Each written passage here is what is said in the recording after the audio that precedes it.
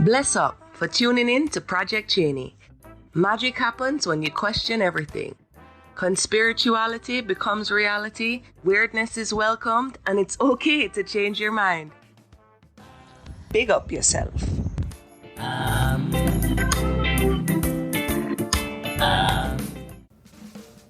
Hey, you guys, welcome back to another episode of Project Chaney. As always, I am your host, Chaney. This episode is an interesting episode. This is actually the second time that I've done the intro, and I finished. I put the whole entire thing to bed. I was about to upload it, and I was replaying what I said, and I just felt like it wasn't responsible enough. And, I think I was trying to think of what the title was going to be, and I went over a bunch of little quippy things in my head, and then I was like saving the episode and making sure it was all locked down, and I was like, I think this episode is saved. It took a long time to get out. It was a little going back and forth. I think when you listen to how heavy the subject matter is, you'll see that it was just fragile a little bit, and it deserved to be fragile a little bit. And I needed to be a little more fragile with the intro, I guess. So I was thinking of how I would explain somebody's faith to somebody who doesn't have faith. Why somebody might need something in the darkest times of their life. Why it might be really important to not feel alone and feel like there was an energy caring for you always, even before your soul's conception. I've heard a lot of these stories in my lifetime of Jesus walking with people, and Megan's is definitely one of those stories. So I'm really lucky to have Megan on this episode. She's somebody in the hard year of 2021, 2020, 2021, both these years now, where we're all kind of trapped in our states and in our houses and in our hamster wheels and with our black mirrors looking out into the world. And I was a person, I've been married a long time, so I didn't ever internet date. I didn't make internet friends. I'm lucky enough I have pretty great people around me that I've got to meet in the flesh and blood, and with a lot of faith and a lot of rituals and a lot of magic and a lot of other things I've kind of brushed off and thought were silly. I thought the idea of an internet friend was silly. The idea of really getting to know someone on a next level basis, that you would consider them a friend. And maybe where these internet friends knew you in ways that your flesh and blood friends didn't. And I'm also in this other microcosm of the world, which isn't such a microcosm, of podcasting. And Megan's a woman in podcasting. And in our world, it's a dude's world, talking about conspiracies and putting our opinion out there. It's getting more and more women, but it's still a very male-dominated field. And Megan, her voice in her show, Truthzilla, that she does with Scott, you can listen to that episode. It's my second episode. And Ed, it is a future episode that is in the books. They are three people that they have this thread that runs through them of truth and just fighting for something light and something good. And they all three have very different paths. And, you can hear Scott's on episode 2, but Megan's path is quite different. And her story is a truth monster all its own. And parts of it are hard to listen to. And they're hard to listen to a stranger talk about it. And it's hard to listen to this strong podcast host talk about it. And it's hard to listen to a mom talk about it. And it's hard to listen to my internet friend talk about it. But I feel like she does a really great job of putting into words what I find hard to. I've been blessed enough to get to grow up through Christianity, and my logic has led me down so many other religious paths, and I think there's a real beauty in all of them. And omnism, where I believe that my way to God is by finding a little piece of him in every school of thought. And because I grew up Christian, it was the easiest for me to find all the fallacies with first and all the evils with first. And coming back around on my journey and really being surprised in mine and Megan's conversations that she called herself a Jesus girl one day, because I thought like, oh, she's total tarot, oracle, crystal girl. There's no way she's Jesus girl. So when she brought this up to me in a conversation, I knew, like I put it on I etched it into the Etch-a-Sketch of my brain of, if I ever have a podcast and if I ever interview Megan, I have to ask her what this Jesus girl, like I've felt that in life for sure before. And maybe everybody has, when somebody mocks your faith. And, faith is one of those things that if you've never had it, it's very easy to mock, but it's also very, very easy to be jealous of.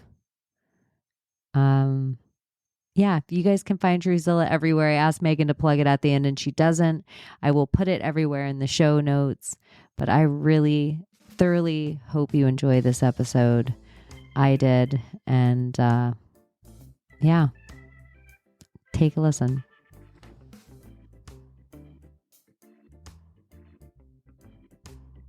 The green monster.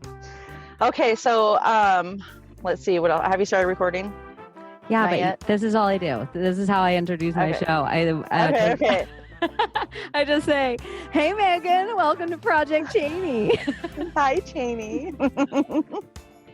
Welcome. How are you? I'm well. How are you today? I am doing pretty fantastic. And I'm glad you're here. I'm glad to be here. I'm glad to talk to you finally. Took us I a minute. know it did. It's you were a hard person to iron down for a call. I am so sorry. It's true. I hide from my phone and it's pretty bad. I have all my my notifications on all my forms of communication always turned off, and I just check one kind of consistently. It's pretty. Oh, the ugly dark truth is coming out right from the get-go. Right. I think it's pretty fantastic that you stay away from all that stuff. It's more just because I want to filter what I am exposed to. So I'm going to real quick check Instagram. I'm just going to post these 2 really fire memes, and then I'm logging off immediately. So that's awesome though, that you have that willpower. Yeah, I mean, I think I've just turned into a bit of a hermit throughout all of the New World Order, perhaps, or you know what I mean. It's so dark. Anything that you see anymore, I'm just like, and I don't know. But yeah, anyway, when my phone starts ringing, if accidentally it gets turned on, the ringer accidentally gets turned on, I'm just like, this person doesn't know me very well, because whoever loves me or knows me well knows not to call my phone, because it's not. I think I have a voicemail from way back that's still set up, and it says, "Hi, you've reached, my phone number," and I never check my voicemail. If you've called this number, you don't know me very well. You can reach me on Facebook Messenger. If you can't, it's because you don't know me well enough. So have a good day. I always admire when I call somebody's phone and they're like, you've reached the voice mailbox number of, it's full. And I'm like, Yeah. oh, damn. Like they just cut it off. They're like, I'm never checking it again. Sorry. Yeah. Mine always is. Sometimes I get like a relative that will call me like, the vet is trying to reach you and I think I'm their emergency contact, but they've been trying to call your phone and your voicemail is full for the last 3 years. Oh, all right. Right. So I have an OCD. I have to get rid of everything out of my messages automatically, but my voicemail box, I think it just is Lionel Richie. Hello, is it me you're looking for? And then it's just yes. right to my message. I don't say like, thanks for calling Chaney, leave a message. I don't do any of that. I like that. I like that. Very nice. I'm going to have to adopt something new. And I know there's a way to make it so that you like play your message and then it won't even let someone record a message, which I mean, honestly, that seems like the easier path. Why give people hope? They're going to wait for that long beep and I think like my voice mailbox probably holds like 20 messages. So some lucky 20 got in there under the wire. You just want a little bit of honesty at this point. You're like, why give people hope? Why even? It's so true. It's so true. It's so, and then like people are like, well, what's your email address? I'm like, this is not going to look good either. But I have one email that literally I got some kind of notification from Google that said that it's full because I mean, it's like, there's tens of thousands of emails in there. I don't know. I've had it for how many years. I don't listen. I have Facebook Messenger. There's no reason at all for anyone to ever write anything to me in email ever again. Like if I looked at your phone and I looked at your email, does it say like 10,428 by your email? Like, is there a red number that is it keeps telling me that I need to buy space because my email is full, which I'm not obviously going to do because I didn't want to check it to get that full to begin with. And so then I started a new one because I'm like, well, maybe I'll use it for just like podcast stuff and like, you know, a couple like something relevant that I must use it for. But then like, well, you know, because I was like, did you send the link over for this training? Because I'm in my email. I'm not sure how to navigate this treacherous world. So I'm pretty technologically backward. Your email is like Mary Poppins' purse. It's like you can reach in and you're like pulling a lamp out. And it's crazy. This like if I you go to the store, like if you sign up with your email, you're gonna get. Please don't make me give you my email address. And so now I just give people the one that I know for sure is full and nothing else can get in there. It's like your hoarder shed email. It like totally has. True. It's awful. So yeah, I guess all that to say it's not the easiest always to get in touch with me, but you know. Well, here you are now. I'm glad about it. I'm glad too. The first question that I've been usually going with people, which seems loaded. I like that Paranoid American was just like, whoa, you're like going to start with the easy questions. Who or what is God to you right now? Who or what is God? That is the loaded question. Man alive. Well, I mean, so this is like the most complicated and simplest answer in the world for me. I think, man, Chaney. Well, one of the things that you said to me one time was in the world of conspiracy that sometimes you get flack because you're the Jesus girl. Yeah. And I was like, that's like a good topic for me to bring up on a podcast because I think in the world of conspiracy, there might be a lot of Jesus girls and gals. And I want to know what that means. So I think, so for me, I believe that Jesus is the Son of God. I believe that like for me, he's it.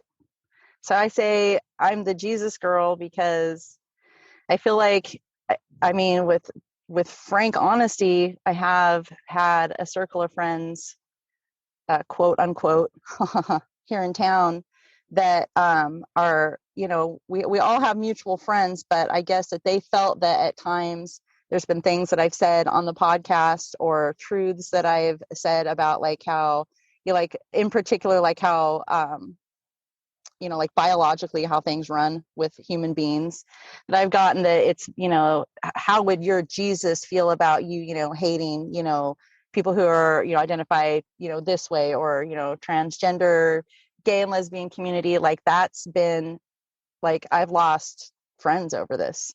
And then I have, friends from all, walks of life and all different beliefs who, like most of my friends don't believe what I believe. And that's, I think, kind of the beautiful thing about humanity. But I feel like, yeah, there's been like speaking my truth and speaking truths in the podcast world. It's got, I guess I sort of went off the rails on that. So let me back up. Jesus, girl. How else do I define that? I just he works miracles in my life. I feel like when were you saved? Yeah, when I was 19. How? 19. Like what's the whole story if you want to talk about it? That's such a cool question, because I haven't been asked that question in many years, Chaney. So I always grew up in a family that talked about God, and like we prayed and we went to Sunday school sometimes, and but like it wasn't like super consistent. And I think too, I feel like that the soul often will recognize higher power.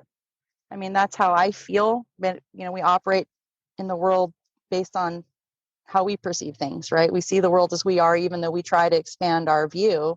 That's a basis of how we see things. But I grew up in kind of like, probably like a lot of people, fucked up environment and a lot of abuse, terrible abuse between my parents and, all those kind of things. And so there wasn't like a lot of consistency, but always there was like across throughout all my family, there was the whole, like we pray at dinner time, Jesus is the Son of God. I didn't really have an understanding of what it meant. Like nobody ever talked to me about, like there's the conversations that happen about Jesus in church, and there's like the truth of like human growth, and where you actually have like soul connections to your maker. There are transformations within the soul and the human spirit, and I often term it like open-hearted, open-minded, having discernment, being in touch with your spirituality. I mean, there's a lot of ways that I talk about that, but as a child I didn't identify with any of that, and so God was really just kind of like an abstract concept to me, like, and then when I was 18, I met the man that I married and was married to for 12 years. To this day, probably the best man I've ever known. He is, I think, the man that set the bar for other men as to what it means to love and what it means to honor and what it means to have sacrificial, or what I would say, like, selfless love, agape love for his family, for others, not putting himself first, and also being a dignified human. But anyways, again, I get off the rails. I like it. He was a godly man, I will say that in that way, when we met. And so I was sort of familiar with, his, I'm going to say in a silly way, his church going ways, his family in church every Sunday and all that. And that was all cute and fine. And, it wasn't personal for me. It was personal for them. And then I started like hanging around him and seeing that something was different about him, the way that he kind of would glow from within, the way he handled people, the way he carried himself.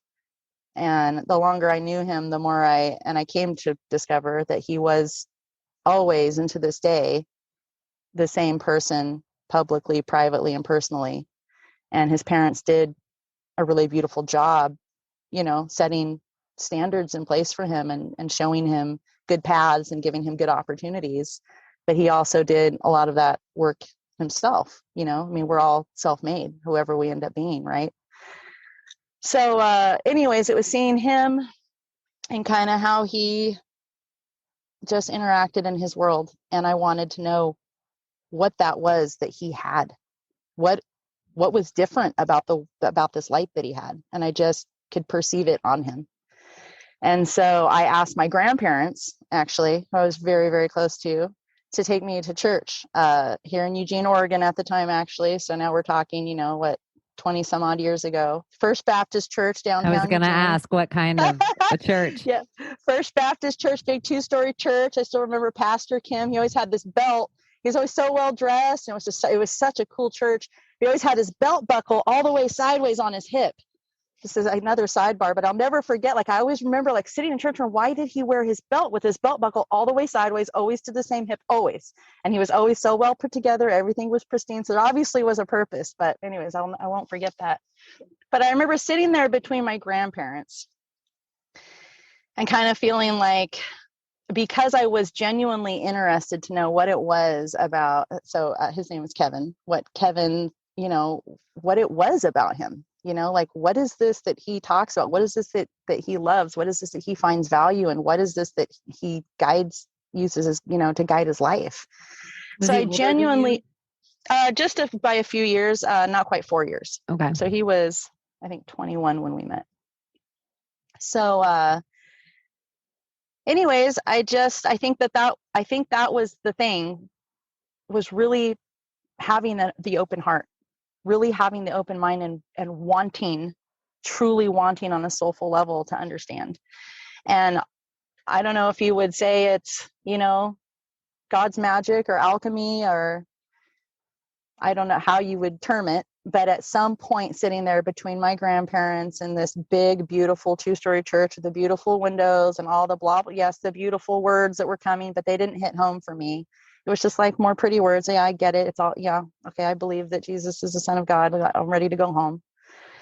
And then he said, and this is, I know it's like everywhere, you see it everywhere. It's, I am the way and the truth and the life. And that awakened me. That I felt inside of me. And I knew that was real. I knew, like you remembered. Perhaps. Like you remembered something that you had always known, like it triggered. Perhaps something. It triggered that it was real and that God was who God is. And despite all of the other, I'm not going to sit here and try to tell anybody else that, this God or this religion or that, or this following or that spiritual. I can't speak to all those other things because I don't know. I haven't researched. I haven't had the heart to delve in. There are some things that I'll say, well, yeah, that's definitely contrary to what I believe to be good or right, for humanity, for people, for what I would think, God's will for his people would be. But in terms of like, just for me, nothing was ever truer. And I remember even sitting there in the moments after, like that little voice in my head thinking like, oh, there's like all this stuff in the Bible. And what about all this contradictory information? Like we all hear the contradictory stuff growing up and everybody making fun of like all these biblical principles. And it's kind of a joke. It's kind of a game. And somehow Jesus got like hammered down into a book that was meant to somehow like put chains on people. And really what I found is that it released me. And so, it's interesting to try to put these things to words. But I guess just for me, during that day, Pastor Kim that day, at the end of all of that, he said that, and I was just sitting there just kind of like feeling like sparkly, like now, it's been a while, it's been over a year, but like if I take LSD, I always say it's getting sparkly, right? Like you're opening your third eye, like there's ego death that, depending on what you're doing that's happening. There's a connection that's happening that's not materialistically connected to this, terrestrial plane, but it's very, very real. And I feel like this was like an extravagant spiritual version that was very organic of what I call getting sparkly in that moment. Like I just knew it was real. And at the end, the pastor said, and if you would like, Jesus to be in your heart, and, I can't even remember his exact words, if you want to say this prayer of salvation with me, however it might have gone, it's been so many years now. But but I just closed my eyes, and with all my heart, I just knew what I was saying was yes. It was yes. It was right. It was true. And it reverberated. And then for many years, I kind of like lived with God in kind of like this back place in my mind or in my life. Like, you know, I prayed with my kids, and we prayed at, you know, bedtimes, and we went to Sunday school. All my kids went to private. How many kids did you and Christian Kevin school. have? So Kevin and I have 3 biological children and 2 adopted children. And you raised them all Christian? Correct. All right. Yeah. And did did your older kids ever buck the system? No. Or question it? Or they're all, that's pretty awesome. I mean, I don't like, you know, I don't want to say not buck like the system. I'm That's a like, big, I don't mean it that. It's like no, whatever know, your parents like do. rebel against. Yeah. I didn't ever, I don't feel like that we ever like made it like choky, you know, like I feel like we didn't put God in a box. Like, you know, there are some definite like black and white things that we like, you know, we're staunch on. Mm-hmm. But like me, I'm just like this dreadlock LSD taken, you know, I mean, look where we are already. You know what I mean? Like I'm pretty mellow with my kids, especially like my younger 3 kids. They have a whole different experience than my older 3 ever had. But, you know, I think that we just made it to be that, you know, God is life. Like God is all around us. God is what, you know, helps to give us like discernment. And when we're feeling that, like, you know, we're being led by our emotions, you know, like, okay, let me take marriage as a classic example. Like, I don't feel loving toward my spouse right now. You know, I don't feel that, you know, we're in love. I'm not feeling the magic. I'm not, you know, all these feelings, right? And I'm not talking like the obvious big, like somebody beat you, if you've been betrayed, like there are obvious deal breakers. But, you know, just in terms of just normal human existence, like we all have our shit, right? Like nobody's perfect. We all have our garbage that we bring with us, and hopefully we try to overcome it. Hopefully we're all on the same level, but we know we're not. And I feel like that, you know, one of the things that we tried to set forward, and to be fair, I'm the one that fucking ruined that whole situation between us. And I don't have regrets on that. I mean, I walked away, I broke the marriage apart,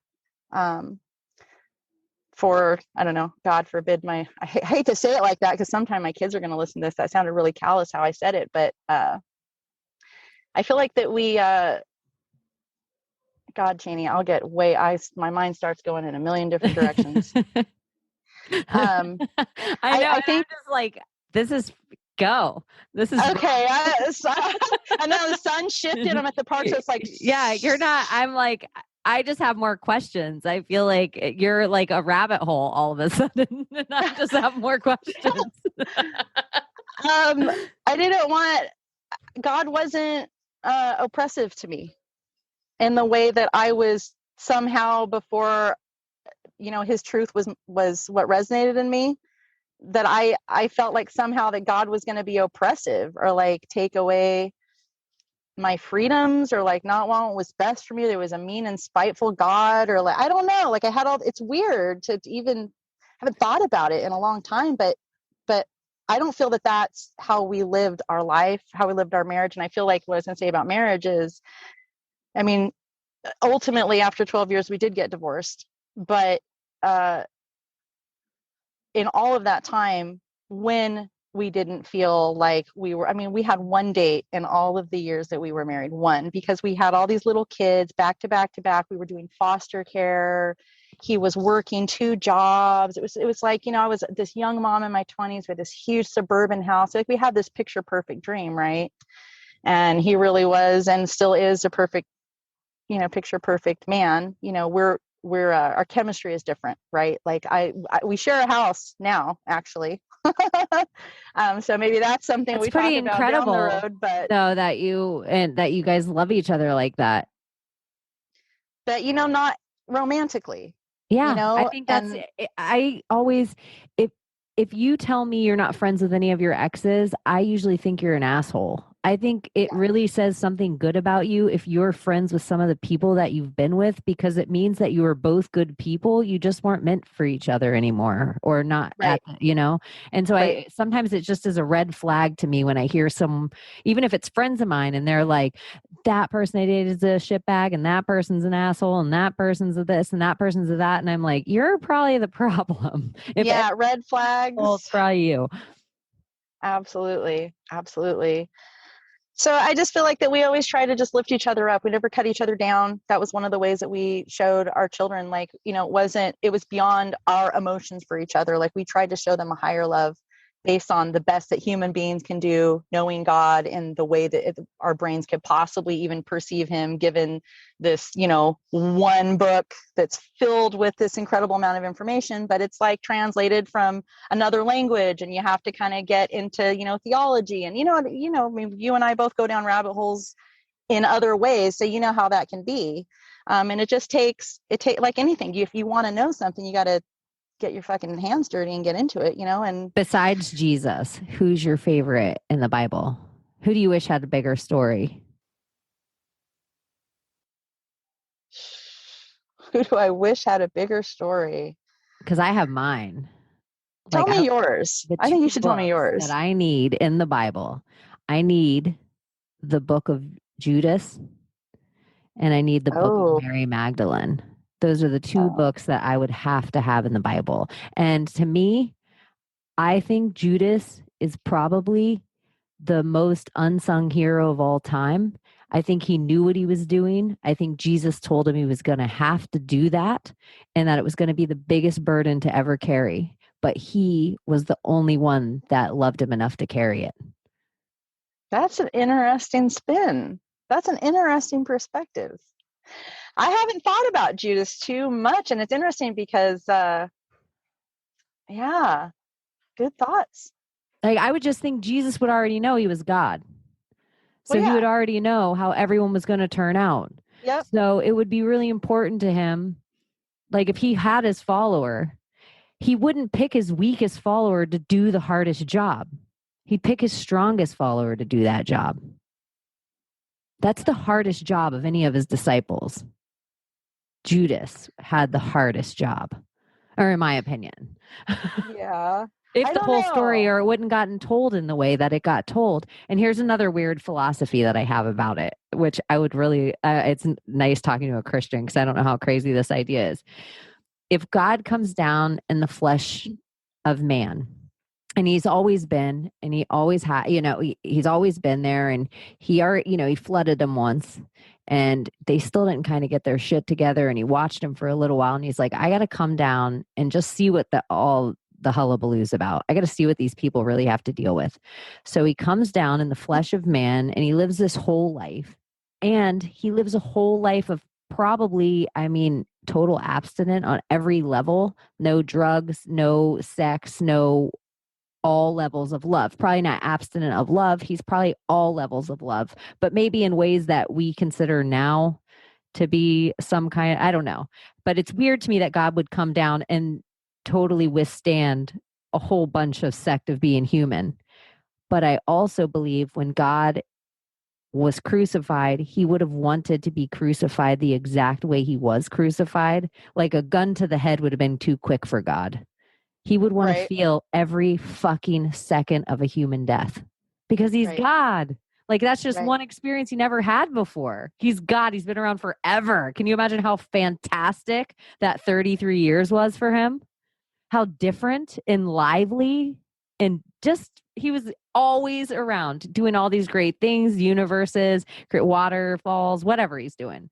But then he gets to come down in the flesh, and yeah, living might have been cool, but don't you think dying was its whole own fucking awesome thing? I don't know. That's wow. This is where my head goes all the time. Like, about wow, I am not. We might have to, dare I say, circle back, Chaney. That's. You're like, all right, you got too high for me on that one. I'm like, all right, hold on. I need to have my head stop spinning for just a minute. Wow. I don't know that I could immediately comment on that. Those are very unique perspectives that I had never I put really in my like the mind like Bible. that. I grew up Christian. I've been born again after I grew up Christian. And then, but I never felt it. I always wanted to. I tried to go through every action of every way I could feel God. I tried Buddhism on. I looked into Hinduism stuff. I tried atheism. That never really worked. That was the shortest amount of time that I'm like, no, I have this like this search. I think it's omnism now is what I am, where I believe that God, like there's a piece in everything of God out there, and I'm on a search to put the puzzle together.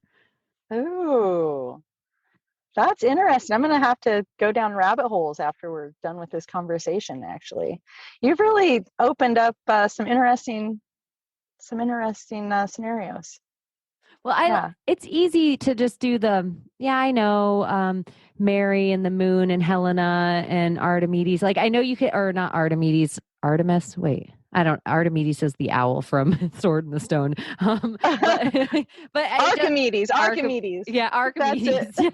But I just know like all the weird connections of everything, how they can take like Thor and be like, this is Jesus Christ. And they can take all the symbology of the 3 years or the 3 days or the Son of God. I know all the symbolisms because I'm a nerd through all the religions, but I also know what the Bible, I know the little stories and things that it has that other religions don't have that really intrigue me, just as far as my conspiracy head's concerned. Well, as to the conspiracy part, I will say that I believe that we're watching the book of Revelations rolling out in front of us, like sentence by sentence. And that part of the Bible, I wish was more. I mean, that is the one book that hasn't come to pass, right? Like we're living in these times.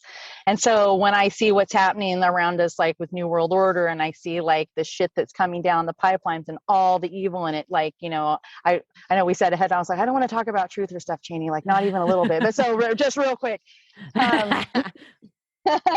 But, you know, like it's crazy to be awake to everything being so connected in this crazy fucking matrix. And we've got, you know, child killers and, you know, child baby rapers, literally, like that's the currency of the world that we're like rolling through. And seeing everything that's so connected in this way. There's like this fictional book series, which I Left Behind. I don't know if you've ever heard of it. There's this Left Behind book series. It's phenomenal. It's phenomenal. Like I could not I've never read any other Christian literature that was like, you know, fictional literature. Never, ever. I recommend this stuff. I mean, it's probably been 15 years since I read these things. Every single thing that they hypothetically roll out in this book is like I'm like, we could just be reading the Left Behind series and we could have the book of Revelations open and we could be looking at Bill Gates and, you know, what's happening like around. It's just that's the part that intrigues me in terms of like when I start to get into my conspiracies and I see what's happening in a real world sense and I start comparing that with like scriptural things or like historically, like, you know, just you know, historically in terms of just the nations, like what do we see happening throughout history? What are we seeing happen? Like all that stuff is what totally turns me on and gets me super excited. So that's the one book I think that it intrigues me endlessly. And I wish I once had a Sunday school teacher that I went to with Kevin, and they would break down the book of Revelations and just like really slowly every Sunday for like an hour. And I just remember just like being so thirsty for more. It was just like so like you just like, you know, like we always say, like some things you just know, you just feel it. And like even then I was just like I felt like, you know, the electricity around it, like this is that perhaps that we were going to be living through these times, you know, that this book is talking about. So that kind of stuff kind of blows me away. Didn't you did you always think we'd be living through these times even when you were young? Like did something about you, did you ever feel normal or did you always No. Nope. Yeah. That's a good question. I have never felt like I fit. I think that's the best way to say. And I guess I always have, I tell people like now I keep to myself more because I feel like Is it my life experiences that made me kind of like this doomsday girl? Like I don't want to be this negative energy. I'm always talking about negative energy, toxic energy, but fuck, I'm full of like so much like doom. And it's not because I'm seeking it, but I just like will see what I say or say what I see. And I'll talk about what I've experienced really openly. And a lot of times, I mean, you know, some people's, you know, that movie is As Good as It Gets. And it Yeah, has Jack Nicholson. And at some point he's talking to Greg Kinnear and Helen Hunt or whatever in the car. And he's like, you know, some people's stories, they have noodle salad and they go on picnics. And their story is like, they're happy stories. These families have happy stories. They have stories about picnics and noodle salad. And I'm like, my story isn't noodle salad at all. And I was talking to a buddy the other day, we were sitting there smoking a joint. And I was like, you know what I was just thinking? I said, you know, and I was telling him something that was dark. And I was like, I'm so sorry when I do that. I said, I try to keep to myself for that reason. And it's truly not because I have a heart for darkness. That's not where my heart or my spirit is. But also we're living through kind of a dark time. And a lot of, you know, I went through in these last few years, a lot of things happened in my life too. And I just feel like as I've become older and more in tune with who I am, how I am, the way I process things, the things that I don't process so well, and I really reflect on who I am, I have said for many years that I don't feel like I fit. I don't feel normal, whatever that means. I just have never felt like I was that girl, that I saw things the way that other people saw things. And there's definitely been like huge swaths of time in my life where I just like went along with the flow. You know, when you're trying to figure out who you are, you have your influences around you and you do the best you can, but like get on the hamster wheel.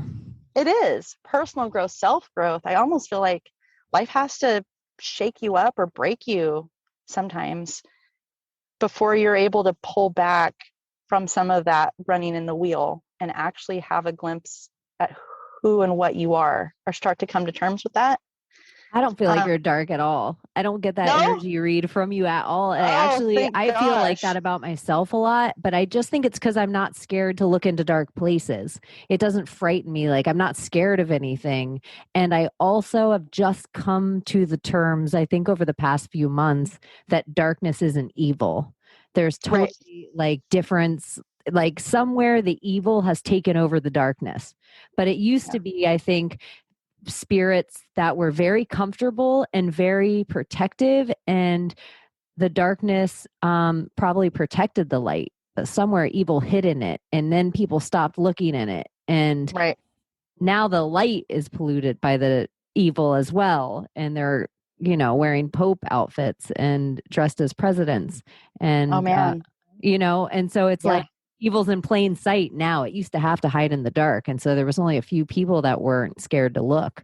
And it just masquerades in the light now. And in fact, that's what evil is now. I mean, evil calls itself light. It's just complete inversion, you know, and it's, and the older I get, the more clear it is to me, you know, in particular, like when I'm around other human beings. I went through a really intense relationship with somebody that, you know, all of his colors and all of his energy were telling a story that was different than what was happening with his words and in our behavior together a lot of the time. And so it really it made me doubt and shut off huge parts of those honed skills of mine, those intuitions, because I loved him and I thought I must be wrong. Like I started to believe that I wasn't perceiving these things like I actually do, like I actually can, you know what I mean? But it was dimmed. And I'm still, you know, picking back up on it, but healing takes time. Do you think that all of that, as traumatic as it was, that will eventually be something that will be part of your gospel, that you'll be able to save people because of it? Like it almost becomes a chink in your armor that makes you like a stronger soldier or something? I think that there's been a couple of things. Can I tell you about the really fucked up things? Yeah. So there's been a couple things that I always say, this is what I say to Scott all the time. Maybe not all the time, but because I always feel like I can tell Scott my truth, you know, like he's kind of one of my people. We have an interesting, you know, relationship. And if anyone's listening to this, you can go back and listen to episode 2, and Scott's on it, and he's from Truthzilla. Let me say too, real quick, that, and I think I said before we started recording, that Scott is like a pure human. And I said this, ahead of time, that the things that he does in this life, the people that he helps, the way that he is with other human beings, he is among the most highly respected humans that I've known in my life. He and Ed both. But Scott and I have known each other longer. We had a little bit of a history. And so I am more familiar with more particular things about Scott, but they're both, I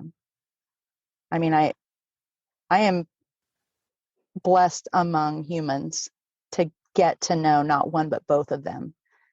They are constant rocks. The way that they are with people, the way that Scott is with people, the way that Scott's been with me. Sorry, so I get off track about that.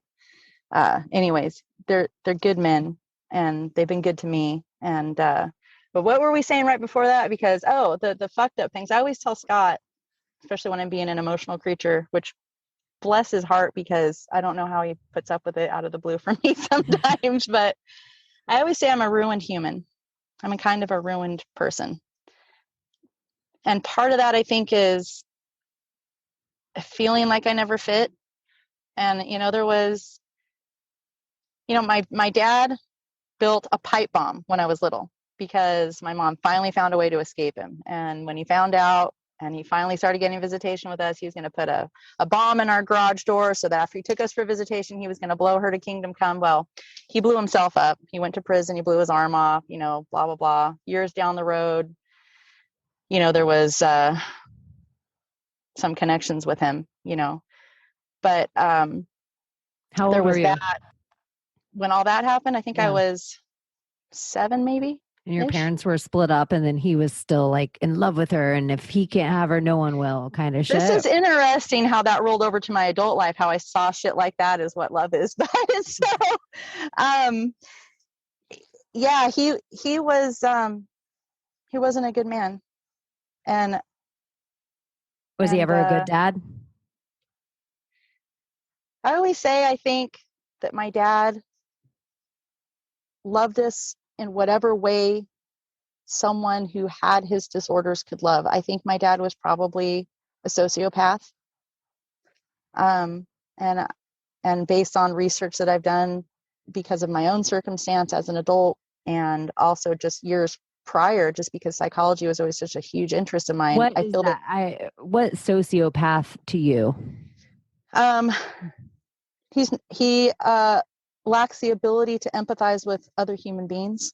He does not bond with other human beings in the way that you or I would bond with a human. And so, you can hurt people, and you're not conflicted, in whatever way. And it goes much deeper than that. I mean, it's diabolical, and it's very, it's complicated and nuanced, but I guess just my own, if someone just asked me like, okay, well, what, I would say my father didn't have a conscience. Well, I mean, not even to be conspiratorial, but they say that the elite do this to their children, and that the best CEOs in the whole world of all the biggest companies all are sociopaths, and you have to be to get that far in business, because you can't care about humanity if the bottom line's a dollar. Agreed. And that's part of, again, that's how it carries over into why I'm passionate and can say the stuff that I say on our podcast, because I fully agree. And I mean, you asked me this question. I have a sort of a fucking memory, and it's going to come out why, but I have real serious memory loss issues, and in particular with short-term memory. So a lot of times when I say this on our podcast, I'm like, oh my gosh, you guys, I lose my train of thought. I say I fall off the rails, but really I completely black out. And a lot of times I just never remember what it was I was saying. And it happens all day, every day with everybody. And I'm better at controlling it. I'm super hyper aware of it happening, but because of some traumas, my doctors have told me over time throughout the years, as the brain heals, that shit will get better. And it has to a large degree when I think of where I was 4 years ago or 2 years ago, whatever. But so forgive when I get off the rails and I drop my train of thought. I used to be I have no judgment. I just think that I'm so stoned that sometimes I lose my short-term memory. I'm like, did I smoke too much pot? I totally lost my train of thought. So I have no Oh, judgment. I love it. Um, so anyways, we just had kind of an unstable, life. I moved like 20 some odd times, like 27 times by the time I married Shit. Kevin. Um, So he probably felt very stable to you as well. Like he probably and he felt was. clean Oh and yeah. stable and Wholesome good. and yep, absolutely. Never to this day, never has raised his voice to me, never once in all the years we were married. And And kind. I was not a good 20 something year old wife. I will tell you that. I was definitely, I had some breaking down to be done in my own spirit to be softer and become a good woman.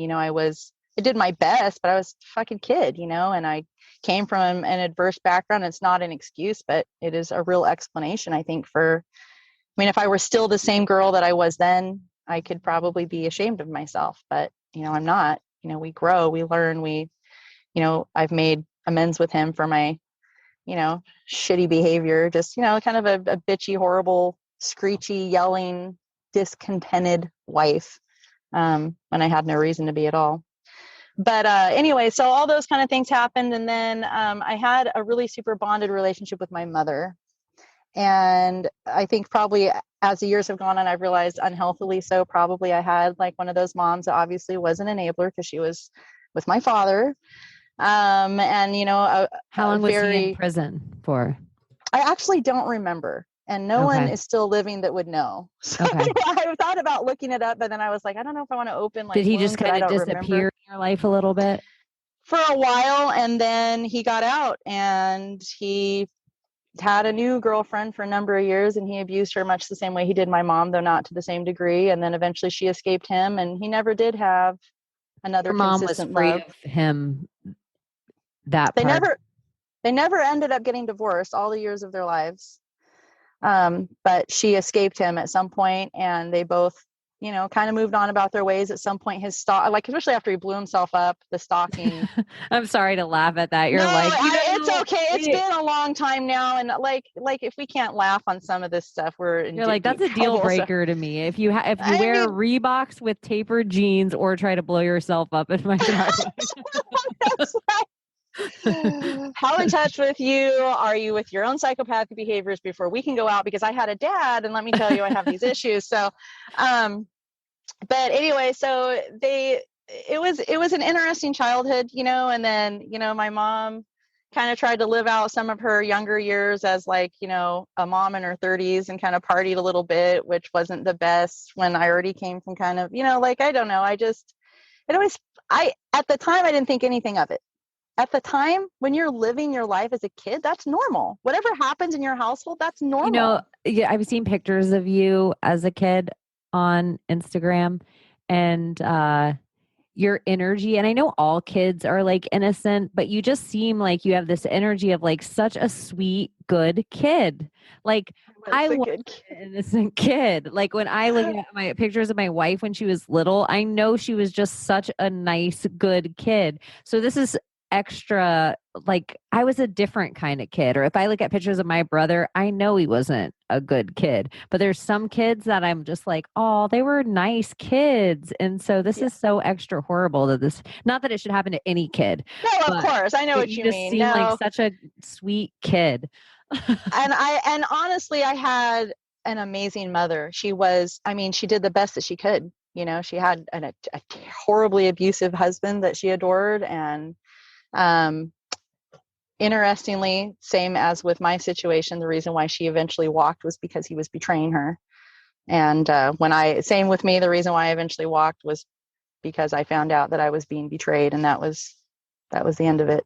But anyways, but I was very attached to my mom, and I think that because of her life circumstance, she probably made us feel like she was kind of helicopter mommy, which I loved. It was great. Even in my 20s, talked to her every day on the phone for several hours a day, like that kind of mom. You're like besties. And like besties, like, but my mom always struggled really, really hard financially. Like we were homeless a lot when I was little. We lived in the car. And then even after I got married and stuff, you know, we would try to help out and stuff. And she was getting like government, you know, help with houses, but she didn't have anything to fucking eat. We're taking her groceries. Like she struggled, you know, like she was a good woman that had a hard go. Like her dad was no better, setting their shit on fire and beating my grandmother than she, you know what I mean? Like this shit runs in cycles, right? Yeah. Everyone's just doing the best they can with the pieces that they were thrown into, right? So, but my mom struggled with depression. And even when I was really little, she would say, like, I remember like she didn't always drink, but at some point in my teenage years, she started drinking. And she would like start to get drunk at night, you know, and then she'd be like real emotional. And she'd take me off to the side and say shit like, you know, if I'm not in the house in the morning, you know, just you come out to the garage. And if you find anything, then I want you to call this number, you know, our emergency contact, whatever. Like she'd take me through these like rituals. I always knew she wanted to kill herself, you know, like not that she always wanted to, but I should say there were periods of time in her life where from when I was really where young, you were old enough to know what that was, you knew she right. wanted to. And that because she would talk about like, you know, and she cried always, you know, we struggled always. Like she was always hiding from my dad. Like he like would go and like fucking kidnap my younger sister from school and like have us chasing him around town in the car. And like, you know, just like, man, the traumas that happen to you, drama. It is. Yeah. So, and then like, you feel like you can't provide for your children, which is a whole nother layer. And then you're feeling like a loser from, you know, because what am I going to have to go and suck a fucking dick to feed my kids? Right. Like, I mean, it sucks, but it's just like the 2020 that just happened to everybody. It was like the financial peril of normal, good people that I heard real friends of mine in. It just gave me kind of a little more being able to relate to so many people in the world and then layer kids on top of it. Like then add kids not being able to take care of them. Well, that's the thing. Like she didn't have, you know, I mean, and this, I say this carefully because I'm a stay-at-home mom. So like, and this is like not to dog it out. And I feel like I carried this heavy burden. Like I didn't do something with my life. Like that was a picture that was painted for me for so many years because I was a stay-at-home mom. Oh, I didn't pursue my law degree. Oh, I didn't do this. Oh, I didn't do that. You know, like that somehow that was like, I felt like that was part of our conditioning. That's how they wanted to break down our family unit. So they just made women feel like we had to go and be men. And that really fucked me up as a parent to my kids, you know, like it's still like a conscious thing I have to unlearn. But I say all that to say that she didn't have quote unquote skills. Like she wasn't about to leave 3 little kids with a man who was hunting her down and stalking her with who ? While she goes and works what fucking job? Like, you know, there's just, I know that women do it, right? Like women do it every day. I'm not saying people can't, whatever, but like, I'm speaking to my circumstance and her circumstance. And like the way that it went down for my family was like, she didn't overcome those struggles, you know, like she tried so hard, so long. And then 6 years ago, 4 days after Christmas, she lived in California and she had come up to Oregon to be with me and my family, with my younger brother who still lived at home. He's 15 years younger than I. We share a house too, actually. We have a big house here in Eugene and there's a lot of us there. So interesting stories, how stuff comes about.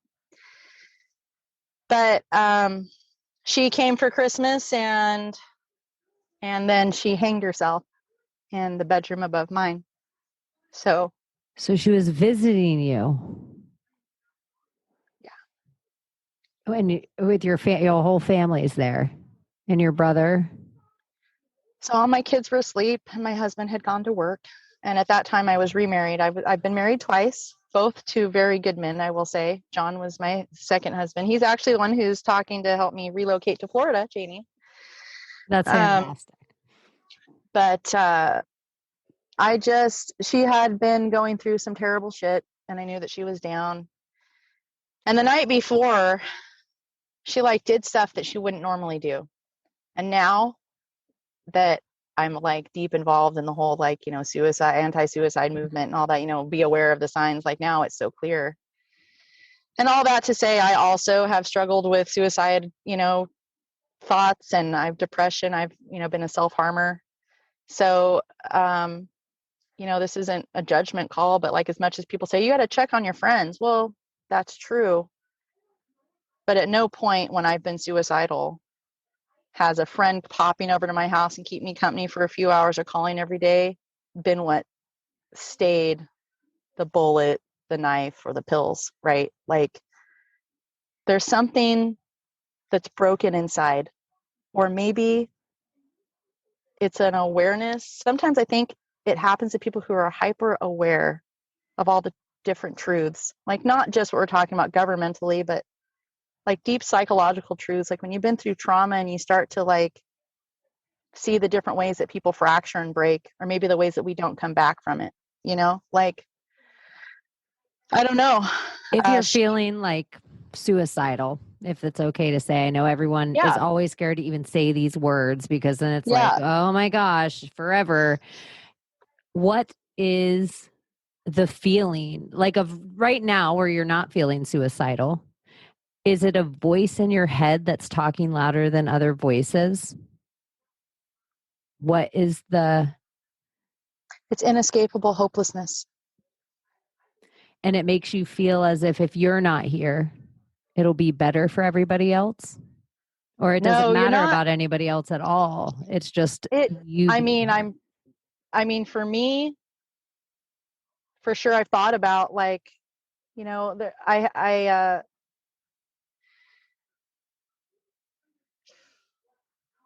at some point, it's been years now. At some point I was going through a divorce with my second husband. I hadn't recovered from what had happened with my mom. I was still kind of a shut-in, and I started falling into hopelessness. I was self-harming, which is kind of hard for people to understand because I think that people think that means like if you're cutting yourself, you're trying to kill yourself, which is absolutely not the case. It's just feeling something. It's having control over a feeling. It's for me, cutting always alleviated how bad it hurt inside. Is that why you tattooed yourself as well? No, but the pain of tattoo is a rush. I know. I always thought so too. It was like putting ink in a scar. If I get stressed, there was one time where I got really stressed out and I went and had 4 tattoos in a week because I'm like, I just got to hurt. I just got to hurt. But when you're lost, when I've been lost, like just, I always say it's a little macabre, but I laugh about it. I don't mean to make anyone uncomfortable, but like, my arms are real super scarred up. I didn't always cut. I was like a period of it really started. It was right before she killed herself. I was going through something really horrible in my marriage, and I was having postpartum depression, and I didn't understand what any of that was, and I was feeling hopeless, and that was my way of coping at that point. And then shortly thereafter, she killed herself, and then I've always been like holistic girl, and then I started seeing a psychiatrist who I tallied it up. He was prescribing me 7,000 pharmaceutical pills a year. Adderall at the same time as Xanax, 2 different antidepressants, an antipsychotic, 2 things to help me sleep. Holy shit. It was a lot. I lost 70 pounds the first year. Couldn't eat, couldn't sleep. But I also didn't kill myself, right? It numbed me out and stuff enough. And I do think that some of that has to do with why I have memory issues, like such a fucking huge amount of drugs. I mean, I only ended up doing that for like a year and a half. And I actually didn't even ever take everything that was prescribed because it was too much. You just get so numb. You don't feel anything anymore, but you don't feel happy either. You're just a shell. Flat, empty. And there was just all these things, right? So she hanged herself. I went upstairs to go get her up that morning, and she didn't open her bedroom door, and I'm holding my new baby in my arms. Ugh. And I couldn't get in. And then I think I just knew that something was wrong. I think I knew that she was gone. Did you replay all, like immediately every other time in your whole childhood and youth, like waiting for this, like every story, like like I started replaying more the night before because like my mom was like a wonderful mother, but she loved my kids. But she wasn't like that doting grandma. She's like, oh, give them to Grammy. I want to have them over the weekend. Like, she wasn't that grandma. She was like, listen, you wanted to have kids, you fucking raise your kids. I love those babies, but like, you know what I mean? Like, she wasn't hands-on in that. She'd cook us big meals, kiss their faces, you know, bake them things, but she didn't like sit on the floor and do puzzles. Like, that just wasn't really her vibe. But like the night before, she like wanted to bathe my baby. Like, can I give him his nighttime bath? Oh, I want to read the kids a story, like that kind of stuff. And I was like, wow, that's really fucking cool. Like, right? Like, she wanted to like hang out a little bit longer before she went to bed.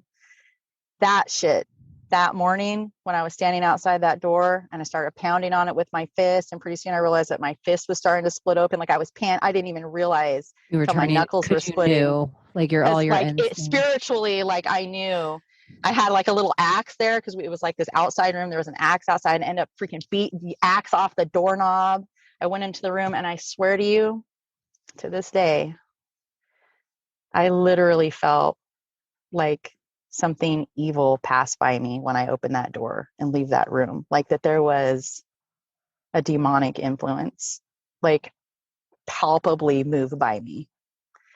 But I finally got through the door, and here I'm holding my baby arm. The room is dark, but they're in the corner, you know, and she's hanging. And it was, there's not a lot that I remember after that for a long time. But it was so traumatic. You're like, it's just, does it just sear in your brain and then just cut off your life until you... Well, I mean, I remember some other instances from that morning, right? Like, there's all these things, like, you know, it's interesting. Like, we were trying to fix that room up for her. We were trying to fix is this all way too dark to be talking about? No. Okay. We wanted to fix this. Talking about it. I don't want to seem cold, like, no. Okay. Maybe it's sometimes I feel like too, when we say the things that hurt us, like it releases the energy. Do you know what I mean? Like, and I also feel like there's so many people that don't have the words. What I'm realizing in this whole thing, where people are really kind and complimenting, is sometimes when we podcast, when we spellcast, we find words that other people have been searching for a really long time. And so sometimes with the harder topics, they're the less talked about things. So the words are probably even that much harder to hear even somebody else say it. Even the word suicide.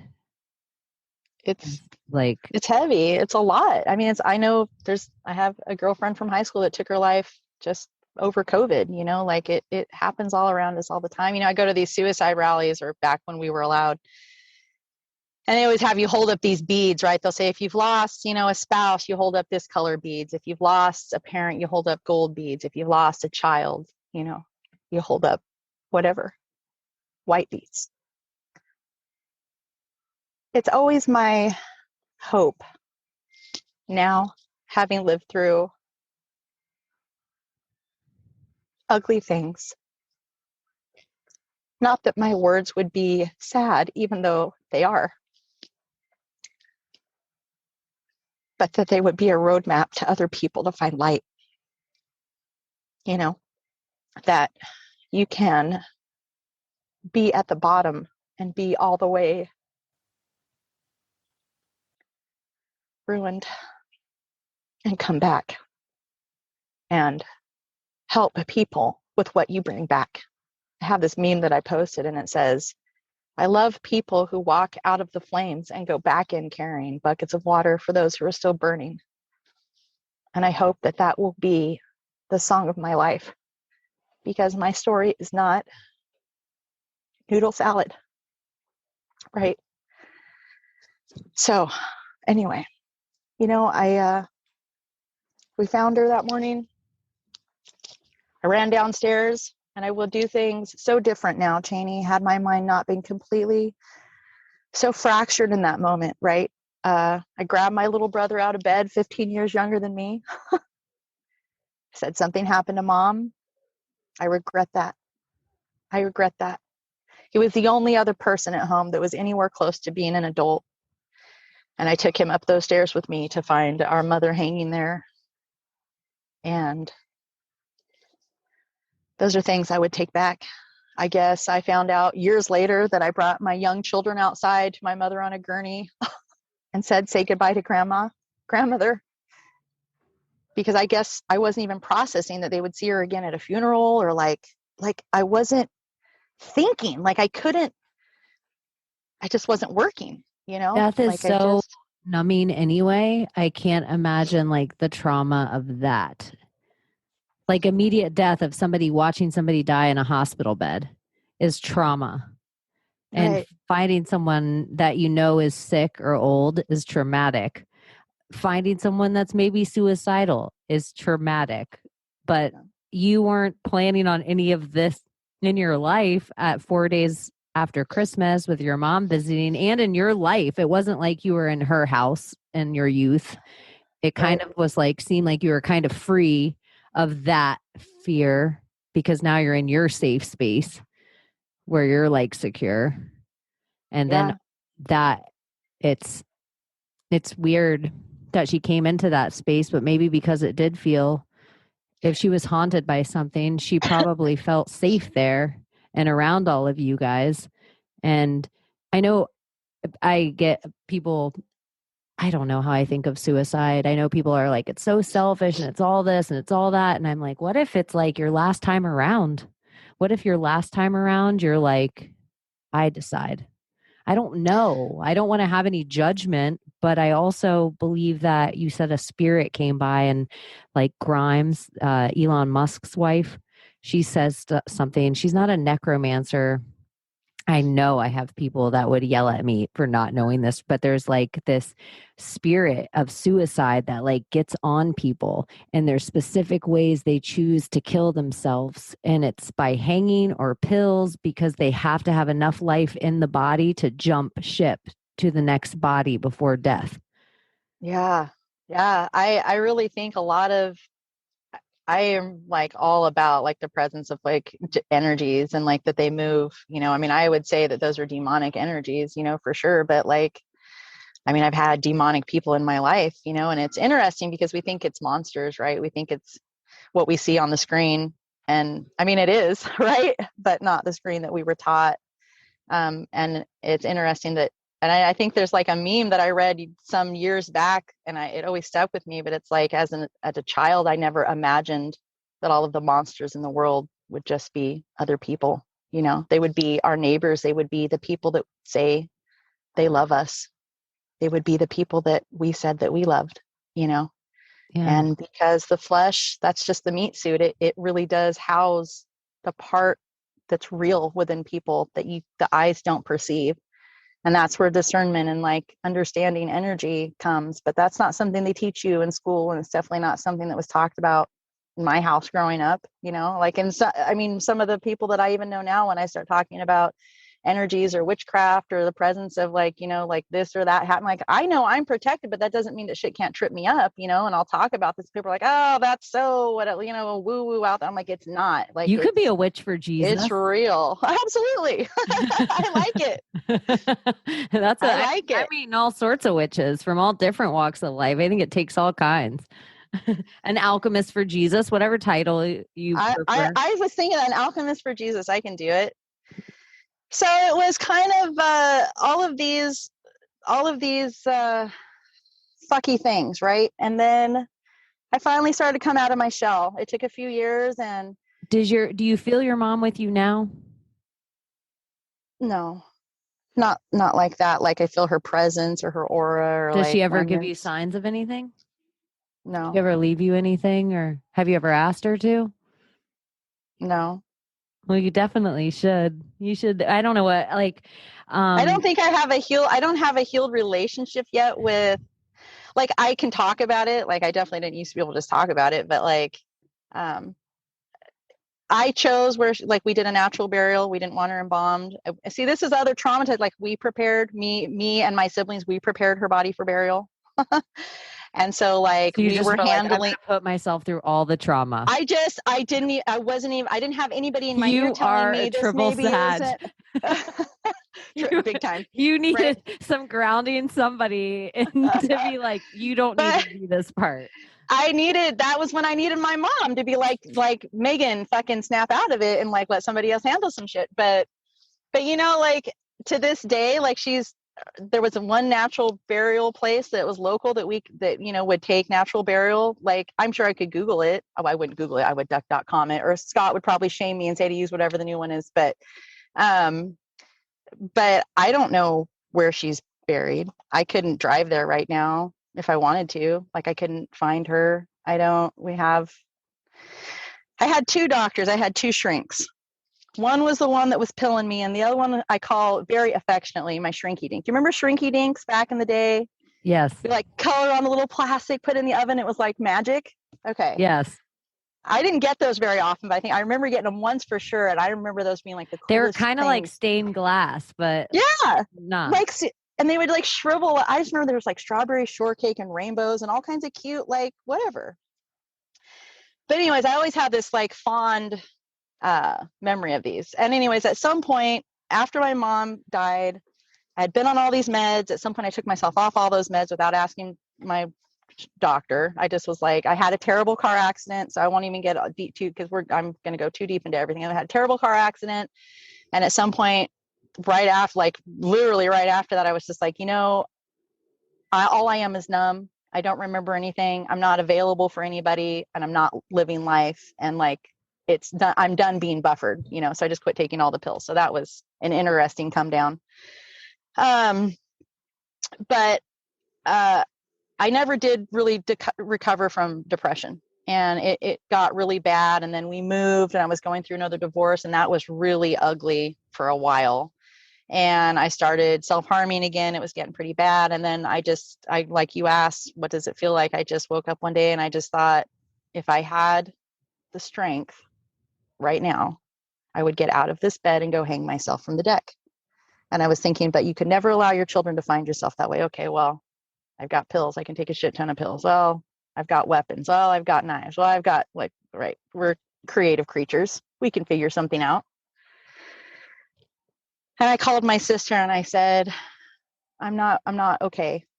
And I need you to come pick me up. You have a voice in your head at all that says, get away from the pills, get away from the gun. You're not strong enough for that right now. Get out of this room. Like, I knew that I knew that I was hopeless. And I said, I need you to come pick me up and take me to the hospital. I think I need to be hospitalized, because if you don't come pick me up, I'm not going to keep being here. And that was it.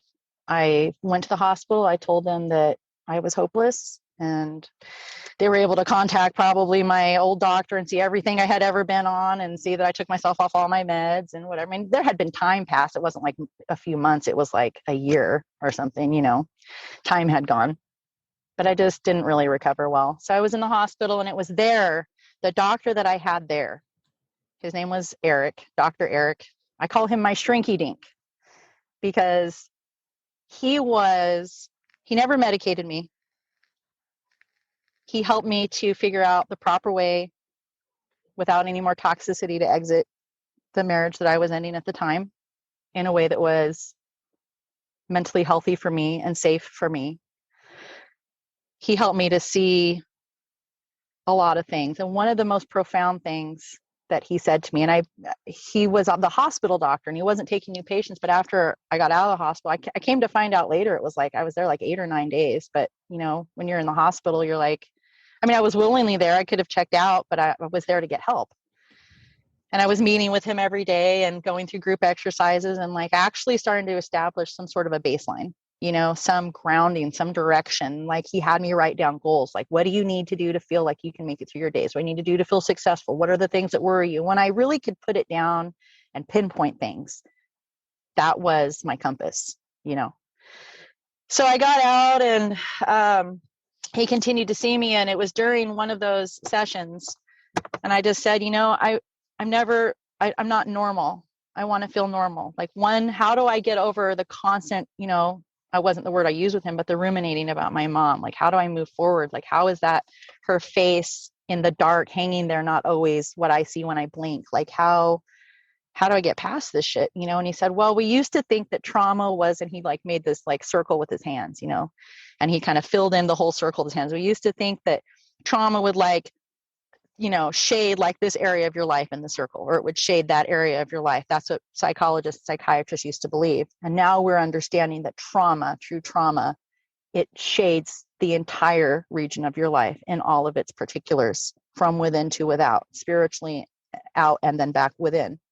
And so what happens is with trauma is that you don't erase the shading. What happens is your life, and he grew new bright lines around the shaded circle that he had made. And he said, your life grows around the trauma. And when I saw that visually, him making like this, and in my mind, it was like the center of a flower, and like the lines could be squiggly going around, and it was like blooming. Like I started to understand that I'm not going to be better. Like I'm not going to wake up tomorrow and I don't like feel your this. trauma is just fertilized shit that your seed's about to grow out of. Basically, yeah.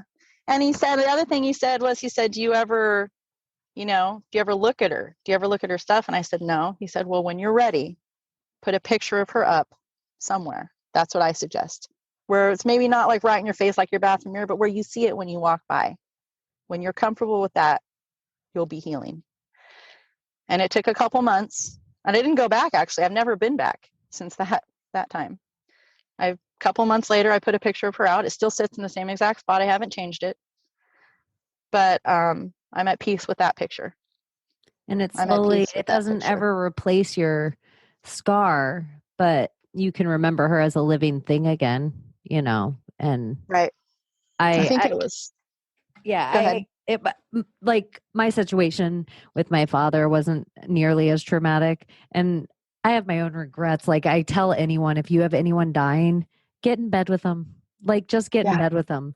Like don't feel awkward. Don't feel weird. Just who cares? Get in bed with them.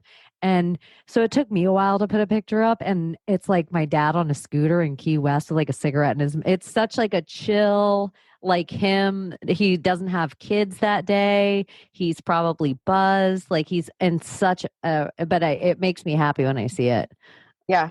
Yeah. And it rehumanizes out of, I say like you say, like not all darkness is bad. That's true. But darkness can still be scary and hard, like not all dark is evil, but some of it's really heavy, and I think it helps to rehumanize some of the darkness around some of the ugly, and like those final memories, those final visualizations of like what things looked like and how things sounded and what they went and how, you know what I mean? Like it's just, so I started to heal from all that, Chaney. And this is where help you. Like, did you feel like in your darkest, was there times that you felt carried?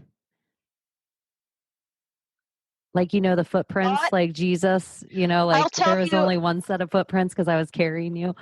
I know he was. I don't remember feeling very connected to him at that time, which is, I always say, and maybe other people do too, like if you don't feel God, it's more that you've pulled away and not him. I believe that to be true. I was super fucked off with drugs. I was so medicated for a long time, and then I was going through trauma, and I just really wasn't like seeking out his energy or his truth. Not like I was turning my back on him, not that at all.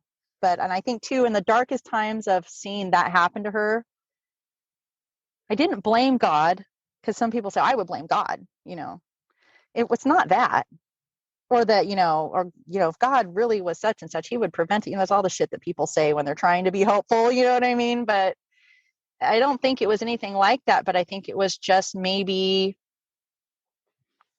I don't know. I haven't ever tried to put it to words, not necessarily knowing that she was there with him and I'm here without, but it was just a weird dynamic. And so I will say that as terrible as that situation was, it did not poison, corrupt, or destroy my life, or even, I won't say it didn't break my heart the same. That situation did not break my soul. But a few years after I got well, or as well as I think I will be from all of that, I think I'm as healed as I'm going to be. Like time will pass, and maybe, sometime I'll go put flowers on her grave. Likely not. That just is not comfortable for me. You are going to decide, though, a way that I don't know if it's butter. Like my dad leaves me pennies in weird places, not like pennies in my pocket, but in like weird places where like And I'll you find, know that that's him. I Like, know it. that's And he always had this purse, like this tiny little like coin purse that was ancient as fuck. He was probably like 5 or 6. And his grandmother gave it to him and said, as long as you have these 2 pennies, you'll always have a cent to your name. And so I love that. and my dad always would tell me these 2 pennies, and he would say, your word is like your word is all you have, that and these 2 pennies. And so it was always like your word is your bond. It's everything. And then as long as you have these 2 cents, you'll always have a cent to your name. And if your word, you have everything. So it was kind of like a whole thing. So he leaves me pennies in places. And I love it. And it's always like a time I need it. And it's always felt really heavy on me. Like I was one of the first of my friends that one of my parents died. So, and dealing with a lot of my friends when their like parents are on life support or no longer seemingly there, or it's like, tell them why they're there because it gives you validation in flesh that you can tell them like, I want to see a rainbow. I like to see butterflies. I like whatever every moms always have something with their kid. Always. It's Right. like every time I see a cardinal, like it always reminds me, whatever. And so I think sometimes you just, because it's like a time isn't linear. You just have to tell the universe because spirit's trying to contact you all the time. But Probably. like the same way with, like you see synchronistic numbers, that's like, it's like, yeah, you're paying attention, but sometimes Yeah. evil spirits are trying to contact you, but you have to be the one that's telling your mom how you want her to. And I really do feel all of that to be true. I really do. And I think this is part of the reason why, as much as I try to shield myself from talking to other people and I try to hide out from the world, as we've previously discussed, really moments like this where we learn from one another. It takes like you saying that to me, where it lights something to me where I know that it's true, where I'm like, you know what? I needed to hear that because now I'm going to implement that in my life. This is the part of human growth. This is the part of human healing. This is a part of human connection and relatability. All of these, you telling your story, giving me something to grasp onto and be like, you know what? Now that you say that, I am in this moment consciously aware of the fact that I am subconsciously in constant attempt of blocking out nearly all energies from my existence, from almost everybody. And that has to do with the part where I was going to say that God did carry me in his arms like a weeping child, still to this day. And I know that he was with me. It's more of just me not I think I will say, like I say, I was more pulled back and not feeling it, not asking for his comfort, not asking for his guidance, not asking for his peace. I wasn't asking for those things. I wasn't praying for those things. I wasn't praying at all. And again, not because I was turning my back on him, but I just couldn't. And a couple of years later, my grandma, who I was next closest to in my family, who had to live through all that, she was the most beautiful, amazing woman ever. Like, you would have loved her. She died really suddenly. What was her name? Barbara. Barbara. Classically trained pianist, beautiful, graceful woman. She was lovely and empathetic and kind and gentle. But we lost her, and it was the same with her because I saw the pain of burying her child in her face. So after she died, my mom died. I like totally closed my grandma off for the time that we had left with her, foolishly thinking I had forever, right? Because I just couldn't bear to look at her. I couldn't bear to see in her eyes what I felt also. And you were a funny. mom, so you could actually relate to her, that feeling. And your grandmother, which is fucking insanity to me. I don't have children. So the idea of having that kind of empathy for your grandmother losing her child, why it was also your mother, is fucking heavy. I felt like the biggest piece of shit on the face of the earth after she died, though. You're a fucking hella empath. I think you're so huge of an empath. Yeah, you can't even be around everybody. You take it all on. Yeah. So, I started to heal from all of that. I was housebound a lot, you know, like I didn't interact with the world. And then Facebook, of all fucking things in the world, I started connecting with people like in Hawaii and like Thailand and like California and Colorado, wherever, like people, you know how Facebook, you just whoever. Yeah. And I was like seeing them live their lives, like pictures at the beach and like them laughing with their fucking kids and like hugging husbands and like chicks hiking with their cute hiking shorts on. Like I was seeing people live life, right? And that started to pull me out of my shell, right? This was after I had been hospitalized and I was home. They had put me on, they had recommended when I left the hospital, it was something to help me sleep, Ambien, I think, Ambien and something else, whatever. I took for a super short time, but I didn't want to be hazed at all. It sucks. I'm a lifelong insomniac. So to this day, you know, I really did like those pills that helped me That's sleep, how we're friends. You know, it's like the middle of the night. What are you doing? I'm having a fire. What are you doing?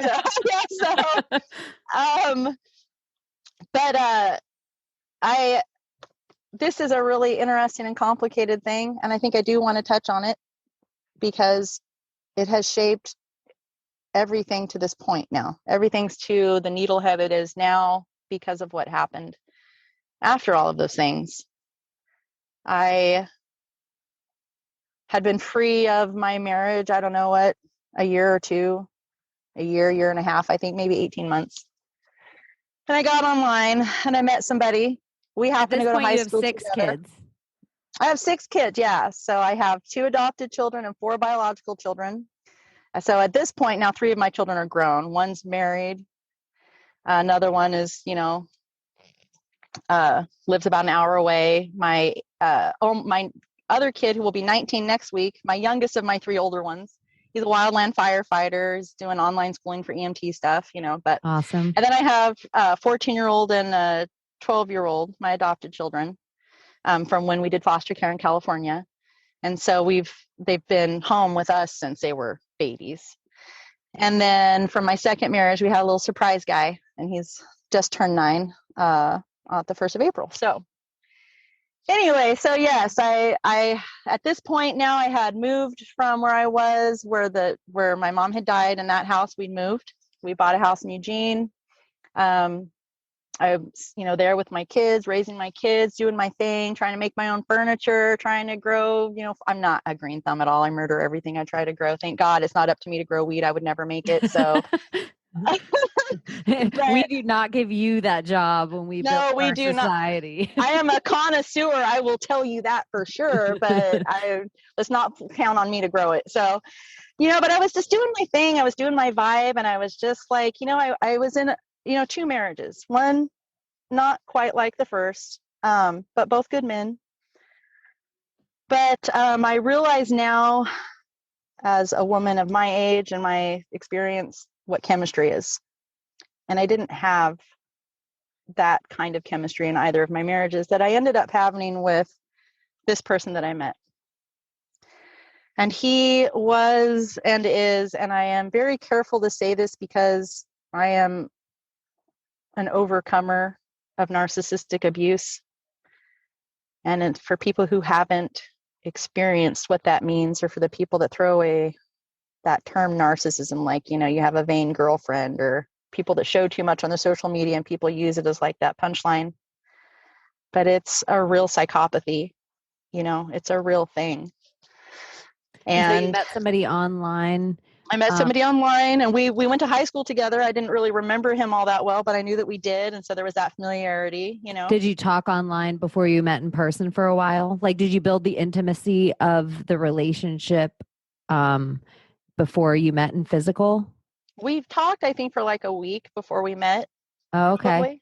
Okay. You know? So you were like, you're close. Let's like the chemistry was already there writing. He was super seductive, right? Like I just didn't realize. am asking this because I understand. Online is another, especially with 2020, so many people that never even hung out online before have some of their best friends they've ever met in the world online now, you know, and they're meeting relationships and sharing intimacies online. And so I just didn't know if you met like that and it was a long relationship. No. So this was like at this point, this is 3 years ago. So this was prior to COVID. The world was still normal. I was still somewhat in the matrix. I wasn't like fully red pilled yet. Like I didn't have any I knew like some things, but I had no idea of like what I do and what we talk about. I had no idea. Like, so, we met and it was just fireworks. Like he wasn't any kind of perfect, right? And this is part of, I think, the healing of it, where I hesitated and I said to you before we started recording of talking on this. And I've been writing a book about it, actually. I'm a writer. I've been a writer since I was very little, never published anything and never actually finished anything that I started, but I have all of these I have all these boxes of all these writings, right? So this might be the one. And you're really a great writer. I like when even when we're just like writing to silly text back and forth about our day, like you're really great and you put a full picture with your words. I appreciate that. I feel the same about you. Every time we talk, I'm like, Chaney, you need to be writing books. You realize that, right? And it's so crazy because I don't write anyone. Usually the extent of my writing to people is like, hi. And like, I'm usually make people text me or like call me. But you, this is probably why you refuse to call. You're like, can you just be like a cool grown up? Because you're like in your 40s now, Megan. Can you get on the fucking phone? I'm a little bit worried about that for tonight. Can we just smoke a joint quietly and just text back and forth? So, but so I'm kind of glad you kind of brought out this, like, I used to love writing and like even that kind of like poetic nature of it all, like the dichotomy of words, finding them and how they look written out is so different than how I hear myself say them. And so, yeah, I'm actually grateful for that. You have a super melodic flow. I love good writing, and most people are not good writers. Most people can't even complete proper sentences. And I don't care, whatever, but when somebody does, and when they put a flair to it, and you have this poetic little whenever, like I get excited when you start saying things in a certain way, because it's like, not only like you end up conveying true energy. Like it's so strange to try to say and explain with words, but to be able to pick up through someone's writing and actual energy is like, it's moving. And it doesn't happen very often to me. Like I say, like I think it's, anyway, so you should write. I feel the same about you. And it makes me excited because I feel like we have this like genuine friendship that it's rare that I have a friendship with somebody that I haven't chatted with all that much. And so like, this is the extent of our longest conversation. It is. Wow. I mean, we don't have like a whole room of boys hanging out. It's true. It's true. I like it. See, I need to be good at it. Well, when I get through with all the sob story and the crying, but truly, I do think, that there's healing to happen in our stories. And I think that our stories help other people to heal. And if we can't do that, then maybe things really are a bit hopeless. I need healing. I need to hear other people's stories. I need to have the map back to the paths that are right for me. I need to have flashlights that other people shine to help me see the bumps in the road. I need to have sustenance for my journey. And that all comes from other people, from us interacting, from true energy interacting, and from hearing, like you saying, like me being, you saying what you saying makes me consciously aware that I block out energy all the time. But maybe it's time for me to reassess the woman that I was 3 years ago and start to open up and start to be, to a degree, the woman that I was, or pick up on some of those beautiful things that somehow got buried beneath the destruction of what happened. Or what you told me, you're never going to be that person from the trauma. You're going to build around it. You're never going to be what you were before. You're actually, and I know it sounds so fucking crazy, the best version of you is still ahead. And it's hard when you're going through the muck and the mire, right? You're just like, well, fuck, this is where the mud pulled my shoes off. Let me just lay down here and be done. Quicksand. But I will say, and I also want to be careful to say, I don't think that it's proper, at least not for me, to defend my abuser. But for the past year, I tried to convince myself that I didn't want him, or I didn't love him, or it wasn't real, or the things that happened to me didn't happen because I was gaslit and manipulated and fucking lied to so bad. And there was such a shattering of innocence because I believed in him and I trusted him with every part of me. And just a few days ago, this whole situation with him ended, I think, like probably all relationships or relationship transactions that happen with these kind of people who have these kinds of, I mean, I'm not a doctor to prescribe. I can only attest to what happened to me and to what I went through. And part of the reason why I loved him so much was because of those moments. Like, an abuser, they don't just abuse you 100% of the time. I always remember, even my mom used to have her face shoved through glass mirrors. And I got older and I was like, why didn't she just leave? Why didn't she just fucking go? It's just all you have to do is go, right? Stupidest shit that I ever uttered. And life isn't that simple, and love isn't that simple, and humans aren't. It's so weird simple. that the person shivving you is literally the only person who can take the knife out. Right. And so people don't understand that about abusive relationship, is that whatever you're seeing the abuse on the outside, the abuse that's happening internally is so much worse because you're not seeing how golden this person is for me to be so in love with them when no one's around and when all this shit isn't going on. And so it's like the perfect abuse is when the only person who can stop any of the pain is the person causing the pain. And that's how you lose all your friends and all your family, and everyone slowly, they like get you on an island all by yourself. Yes. And then the only thoughts you're left with are your own, but they've broken all that down. So now you're just on a reel of repeat of all the bad shit they told you about yourself. Oh my gosh. In a nutshell. And the truth is, he never actually really verbally told me, like, he wasn't one of the ones that would dog me out and like necessarily cut me down, but there was an awful lot of, especially early on, there's an awful lot of LSD usage, and an awful lot of LSD usage in the terms of a sexual context. And I will say now, looking back, that I think what destroyed me a lot was he realized what he was doing. He knew that he was making me, all along, everything we did, adore him and love him and fight for him, fight for us, and give up more of myself and hide more of myself away and give him more, when he never felt truly much. I think my feeling is like my father, that he didn't actually feel anything real for me, because everyone makes mistakes, right? We all fuck up. Everyone hurts people. We say we're sorry, we mean it. And the way that we know someone's sorry is because they don't repeat the behavior, right? Some people who look you in the eyes the deepest and hold you the tightest are the ones that enjoy when you suffer. That was a degree of darkness I wasn't prepared to face. Like somebody getting off on your sorrow. Yeah. And endangering me, betraying me again and again. And I didn't see it. I didn't see it.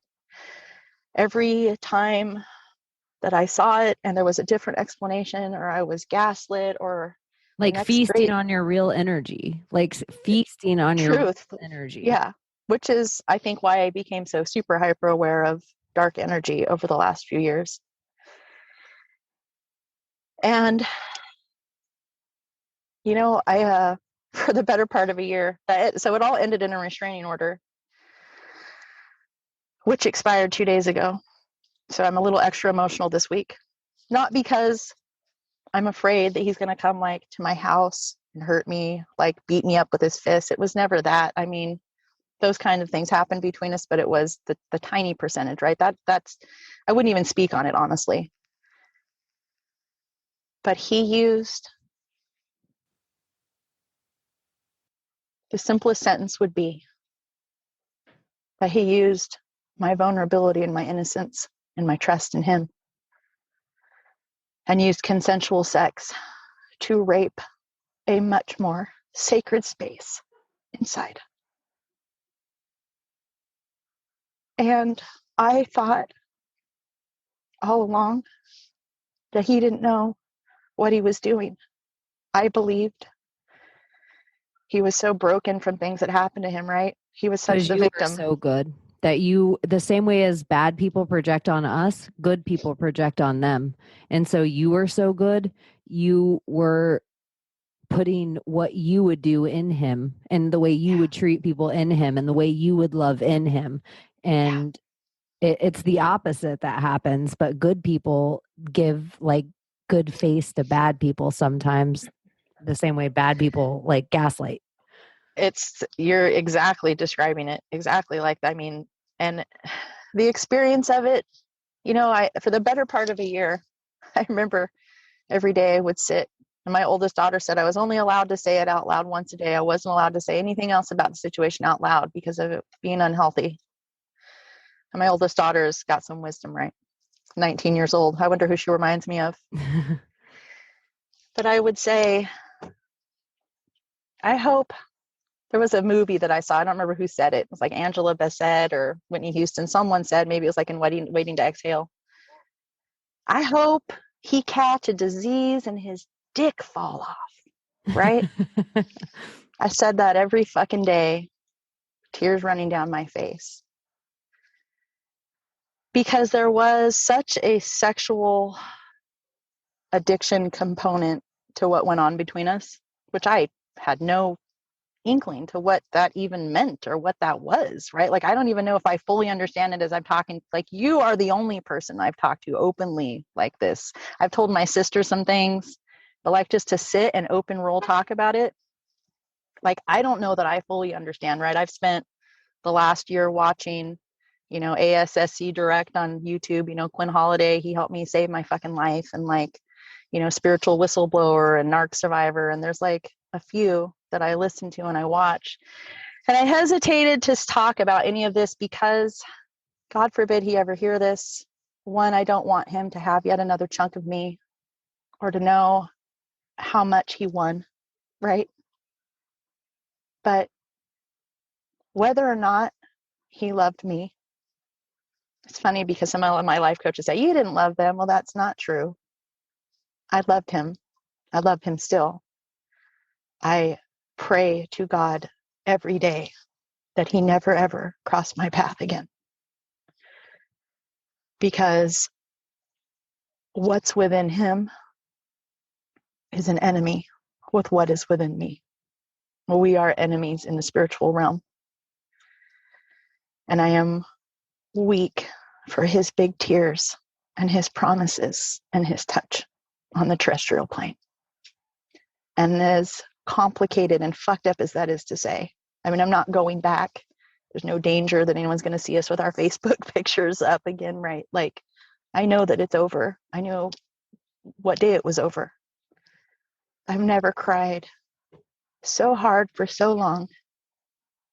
And I will say, of all the shit that I've told you that happened in my life, I do think that this was part of the plan that was written for me. As God says in Psalm 139, all my days were in your book before one of them came to be.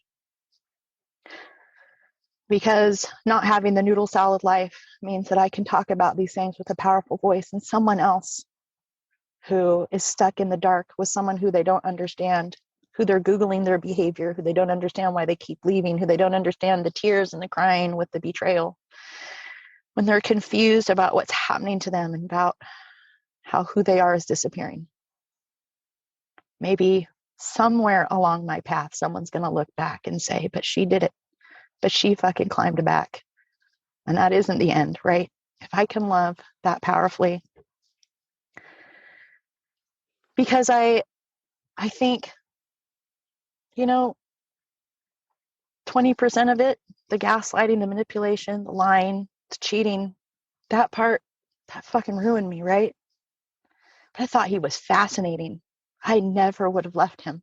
If it hadn't been for the betrayal, I never would have left his side.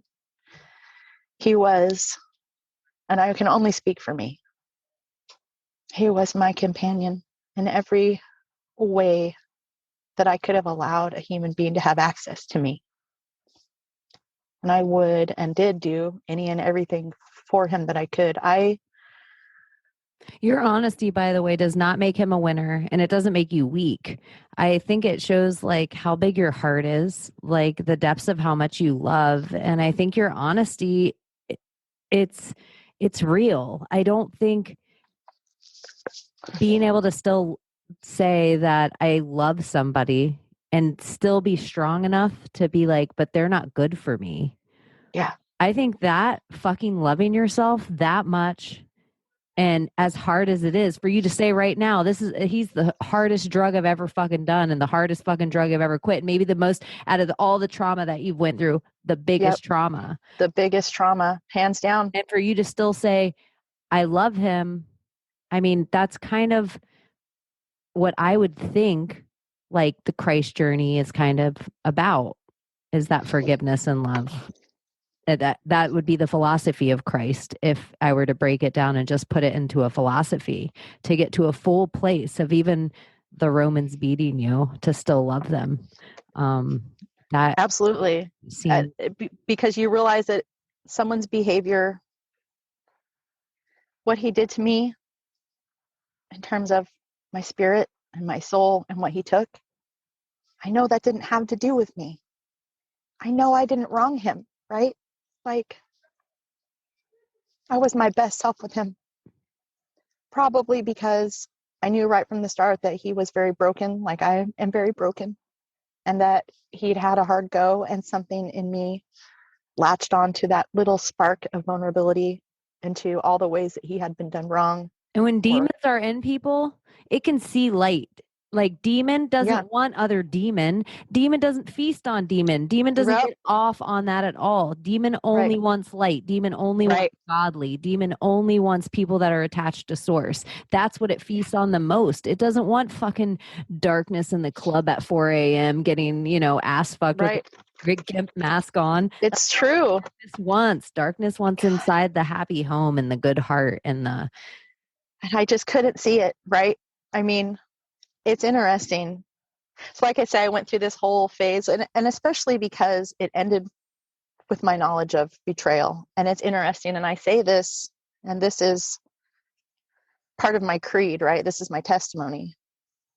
The moment in my heart I knew he was betraying me, I felt like my soul tear, and I knew I could never, ever go back, right? But the moment that happened, and for many months after, God opened my eyes to all of the things that he had been doing. And that was devastating because I couldn't see it when I was still in his arms. I couldn't see it when he was my partner in my bed. I couldn't see it when he held my hand and promised me the forever that he's probably promising somebody else now, right? And to see one of the women, then who he was pursuing really fucked my world up, right? Made me for a long time think it was me, right? That's, I think, what happens to a lot of people. Get like, I wasn't good enough. I didn't look good enough. I certainly wasn't young enough to compare, right? And I started to find out about all the others and all the other times and all of the times that I potentially was in danger. And then I started thinking, there's all these fucking snakes all around town that knew about me, right? Some of them that I knew, they fucking knew about me. And they knew I was mad for him, right? Like, our love wasn't pretend, not on my end. It wasn't a fling, not on my end. Went on for 2 years, right? They fucking knew. And they were sleeping with him behind my back. And it made me wish that he would suffer for a long time. I wanted him to get karma, right? I wanted him to pay. Hurt. I wanted him to not get away with betraying somebody who loved him so completely. And then I just have realized it wasn't about me. It was never about me, and that hurts too, right? I was just part of some rotation, just some girl, some face, like all the other faces. That's what I think. Like, I don't know what he really thinks or what he really feels, but I know you don't. Destroy what you love. And I know that a man takes care of what he values, right? And when you see that you're destroying someone and you hear them sobbing and you see them breaking, most people, they stop. They stop. There's something inside of us that stops. It's empathy, right? But if someone doesn't have it, if he couldn't bond with me as much as he wanted to, maybe, I don't know. Maybe he wanted to and he couldn't. But I do know that choosing to entertain demonic energy, it's a choice. At any point, he could have said no. At any point, he could have said no more. And I tried through every way that I loved him. And I loved him and held him higher than my first husband, who treated me and still treats me like a queen among women, right? I mean, he's moved on. I mean, there's nothing, like I say, no romantic love. He honors me and respects me. He takes care of me. He takes care of our children, right? And I held this man who was so broken and lost, like he was a treasure to my soul, that I would have protected him from anything. But he would not have done the same for me, and he didn't. So all the time around town now, right, I pass him. I see his work truck. I was leaving Home Depot the other day, and as I got to my car and started to leave, I saw just a few lanes over, he was there, which means we passed each other coming in or out of the store, right? He probably saw me. I don't know. Thank God I didn't see him. But it's during this time, to answer your question, that God has carried me, because there were times over this past year where I believed that I would not survive. How badly my heart was broken.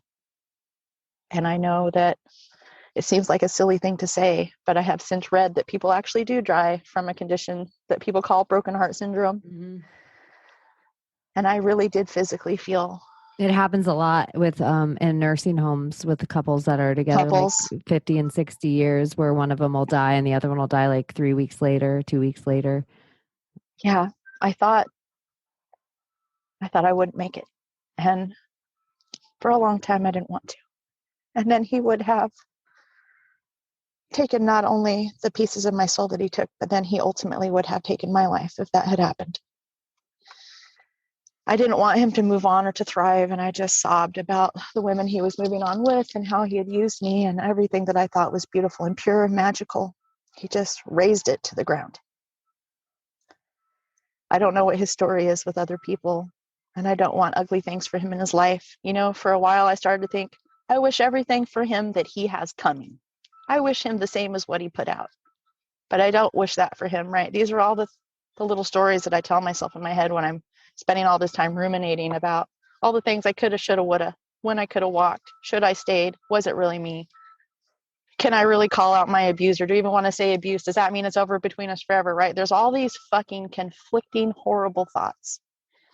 But at the end of the day, every day, I pray that the seeds that I planted in his life would grow to an understanding of these energies that he entertains, and that he will come to find God at the end of it, whether or not I ever get to see his face again at the end. I pray for his soul, even though he took pieces of mine away. But to see him, to have to run, into him in a store, I think it would buckle me. I won't go running to his arms, but to have to look him in the eye after everything is horrifically and screaming and tragic and sobbing and my family involved and all the horrible shit, the way that it went down in the very last moments.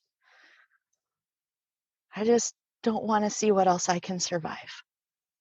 And so I prayed the other day, and I don't have any powers or any energy of my own that is of mine, right? Mine is Whatever I have is what God has given me. That's what I believe, right? But I just prayed, like, God, I pray that you would just bind this energy and give me peace from it, right? Like, I know it's out there, and you know my heart, and I am yours. And I am asking my Father to bind this energy from me, because I don't feel confident or strong enough to face him on my own. And I hope that I never will. And it has everything to do with the fact that I know that there's nothing within him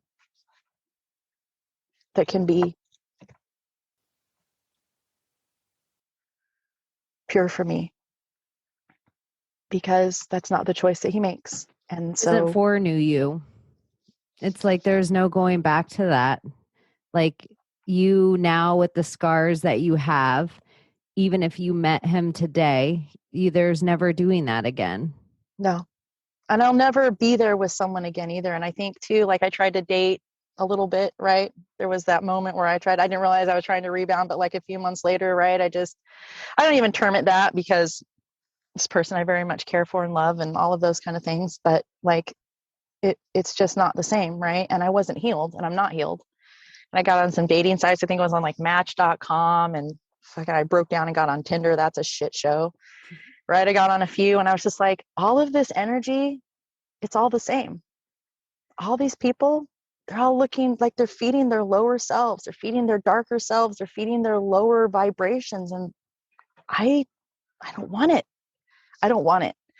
And I hate, like, I have buddies. I have, like, guys that could come hang out, and I hang out with them sometimes. I'm sure that there's a couple of, how we all have admirers. I'm like, sex is not hard to come by, right? I don't want to just have sex, right? Like, I miss having the person that I loved hold me, wrap his The arm whole around me at thing. night. The chemistry, the closeness, like our little moments, right? Like, it's not like when people think about abusive relationships, like, oh, well, he did this or she did that, or he, like, right, I'm an enabler. Like, 10% of it's my problem. Like, I get it, right? And I'm not saying Brought than up, what he put out. Whitney Houston, you said Angela Bassett from Waiting to Exhale. When's the last time you watched that movie?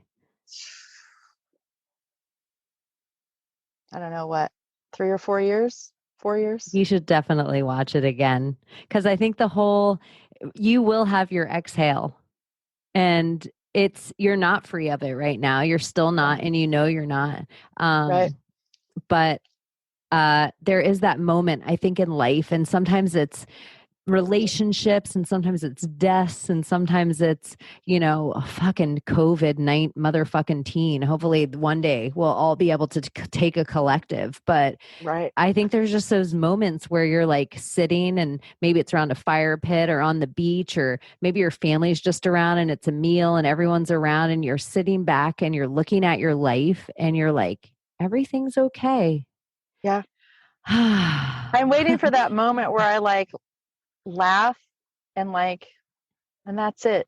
Like, there's nothing that comes after that, like the ruminations or the bad feelings or the memories or I know it will come, right? Because I've healed. It took some time to heal from my mom, and that was a big life changer. And as a collective, we're all getting to this place. Like, there's no secrets where we're going. Like, this next layer of high 4D or 5D or Christ returning with our Christ conscious, whatever religion you believe in, we're leveling up, and we're going to a place where our authenticity and our pains and our hurts and being courageous with our words, because of those, if we really want this new future, it's up to us to have these words and recreate it with each other by not allowing the same things that damaged that asshole who damaged you, or your dad who damaged your mom, and the dad who damaged. It's like those societies existed because secrets and everything was always brushed under the rug, because women like us were too scared to say anything, or too scared to have these conversations, or too scared to, and men need these conversations too. I'm just speaking for women, but I just think there's an amount of vulnerability and tears, and something that, with the laugh tracks and the 24-hour news cycles, and I think they've tried to, like, slowly condition away our humanity. And I think absolutely these conversations and feelings and emotions and laughing and tears, this is how we get it back. And So I think this is how hopefully a 17-year-old kid never goes through it because of a right, conversation like this that we couldn't find when we were 17. right, And I feel like this is how right, we change the cycle, by just being authentic and standing in our truth, being kind with God in our hearts and knowing we're connected to the whole, right. then walking our path. And all the shit that happened behind us made our machete bigger to clear it, like you're saying, for other people. Absolutely. Absolutely. And I think, I think it's in, and I was thinking too, like my kids are watching these things, right? I'm literally like living out a pattern that I lived out. You know what I mean? Like I couldn't have it, I But couldn't you have it. saying this, you're breaking the pattern. You being Yeah. brave enough to say this, and it's your truth, and saying it here. And you didn't say anything that I wouldn't be proud of. I think you're brave for saying all this. I think anything about you, I think you're fucking beautiful. I think your voice is amazing. I love your show. I don't know. I think you should say it more. And I don't think you should ever be worried about the things you say or the point of view that you come from. I think you should have tons of courage in that. And I think you should feel your triple Sagittarius. I think you are a rare breed. I appreciate that. I appreciate that a lot, actually. It has been a journey back to my voice for sure. And because it's Fire also is the most purifying element. Everyone it forgets it. They think it's water, but it's fire. And fire is also the scariest element. It comes in tears and screaming sometimes, but it is very it's purifying. well, no one will say that I'm not intense, and that's for sure.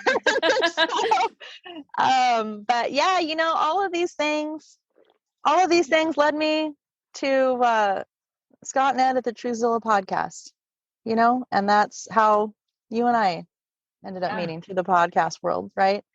And it was through, and so it's been all of these things to say everyone goes through some heavy shit. Everyone has some baggage to offload, and I think part of the mistake has been thinking there was a time frame or a certain way, or like that I couldn't feel. There's a lot of ambivalence, right? I feel very strongly in polar opposite areas, right? Like life is more complicated than public school laid out. How about that? Yeah, a lot more And complicated. and talking to, other people, it somehow sets feeling not a part of, or feeling disconnected from, or feeling different, or like I don't fit. It somehow makes puzzle pieces fall into place, because we all have these really incredible stories, like even the noodle salad stories, right? I love hearing people's noodle salad stories. Like I need to hear that. I need to hear that there's more than moms hanging on cords, and like, lovers who don't love you, and like maybe you're never going to love again, or like maybe, like your kids might take the COVID vaccine. Like, you know what I mean? Like there's hopeful stories out there, and there's the process through it all. And there's, like you say, that humanity that this whole COVID pandemic bullshit has corrupted away from us, and we know how much the deep state has tried to pervert the family unit. Now they don't want us touching, they don't want us talking, they don't want us reproducing, they don't want us, gathering. It's like, and there's like this grand global suffering of trauma that's happening. People who are, like I said, friend from high school took her life, over the lockdown. There's a lot of stories. There's a lot of people out there that they're struggling with ambivalence. They're feeling confused. They're feeling like, like me, sometimes I'm like, fuck it. It was like 81 degrees today. I made it to the lake. Holy shit. And I'm back in the car. Now I'm thinking about all this shit that I ruminate on, and it ruined the rest of my fucking day. Right. Like, but then there was that 80 degrees at the lake, and all of a sudden it was 2 days. And like, there's ladders up out of the dirt. And it's true. All of these stupid little memes that are like, oh, well, they buried us. They didn't know we were seeds, but that shit's true. It's true. And it's interesting because we don't come back as the flower they ripped up. We come back as like something much more mighty Sequoia and magical tree. and powerful. Yeah. Like trees, like, flowers, they come up easy from the root, right? Yeah. But trees, and I feel like trees, and I heard somebody say this, and I'm going to say it too, like trees are like people. Like some people, They're like the leaves on a tree. Like they're around for a little bit, but the wind blows and they're this way, they're that way. You don't count on them. Some people are like, you know, they're branches and they're a little more sturdy, but if you get out there too far on them, they're going to break under the weight. And some people are root people. And those are the ones, right? We all have to have those root people. We all have to have the stories that connect us to our roots. And we have to figure out, like, I think that we're all connected. You know, there's this, especially like all of us who are awakened, there's this mass awakening that's happened that's connected so many people in such a real way. Like, what are the chances that you and I 2 years ago would ever thought we would just be sitting here talking like this, right? You know, it's, if it was up to you, never. oh my gosh, I know. Oh my god, it's bad too when we're doing the podcast. The guys are like, all right, well, we were supposed to go on such and such as do whatever, but they're going to go live, and I'm like, well, I'm going home. I know that was the first time we were ever going to hang out. And then too, Scott was like, well, they're going to probably ask us some questions. I'm like starting to cry in the kitchen. I'm like, write them right now and tell them not to ask me any questions because I get too stressed out. Can you just tell them I get you? Poor Scott. He has to I get emotional. So, but Scott's amazing. As to our podcast, he has this incredible gift at producing and interacting and putting stuff together. He really is a born leader, and he is very, very good at it. He is not one of those, I would say, I would put a lot of stake into saying that Scott is not a corruptible character. And it's very moving to see men move like that in this society. Ed, same, solid through and through, so much class, so much integrity, these guys. I mean, Ed has like shown up at my house when I've been like, guys, I'm not coming in the podcast. I'm in the fucking dark place. I'm sitting in my room. I'm like, not, and then like, then put the podcast off till later, and Ed show up at my house and like, hey, I just want to check on you. You good? I want to see your face. You want to talk? Like, and I will say I am definitely, more often than not, when we have a hiccup on the podcast, I'm probably the one causing it. I don't like change. I can't imagine why that would be. I'm starting to like pick up on these childhood triggers, but I don't like change of any kind. It really makes me feel unstable, even though I know that's not reasonable.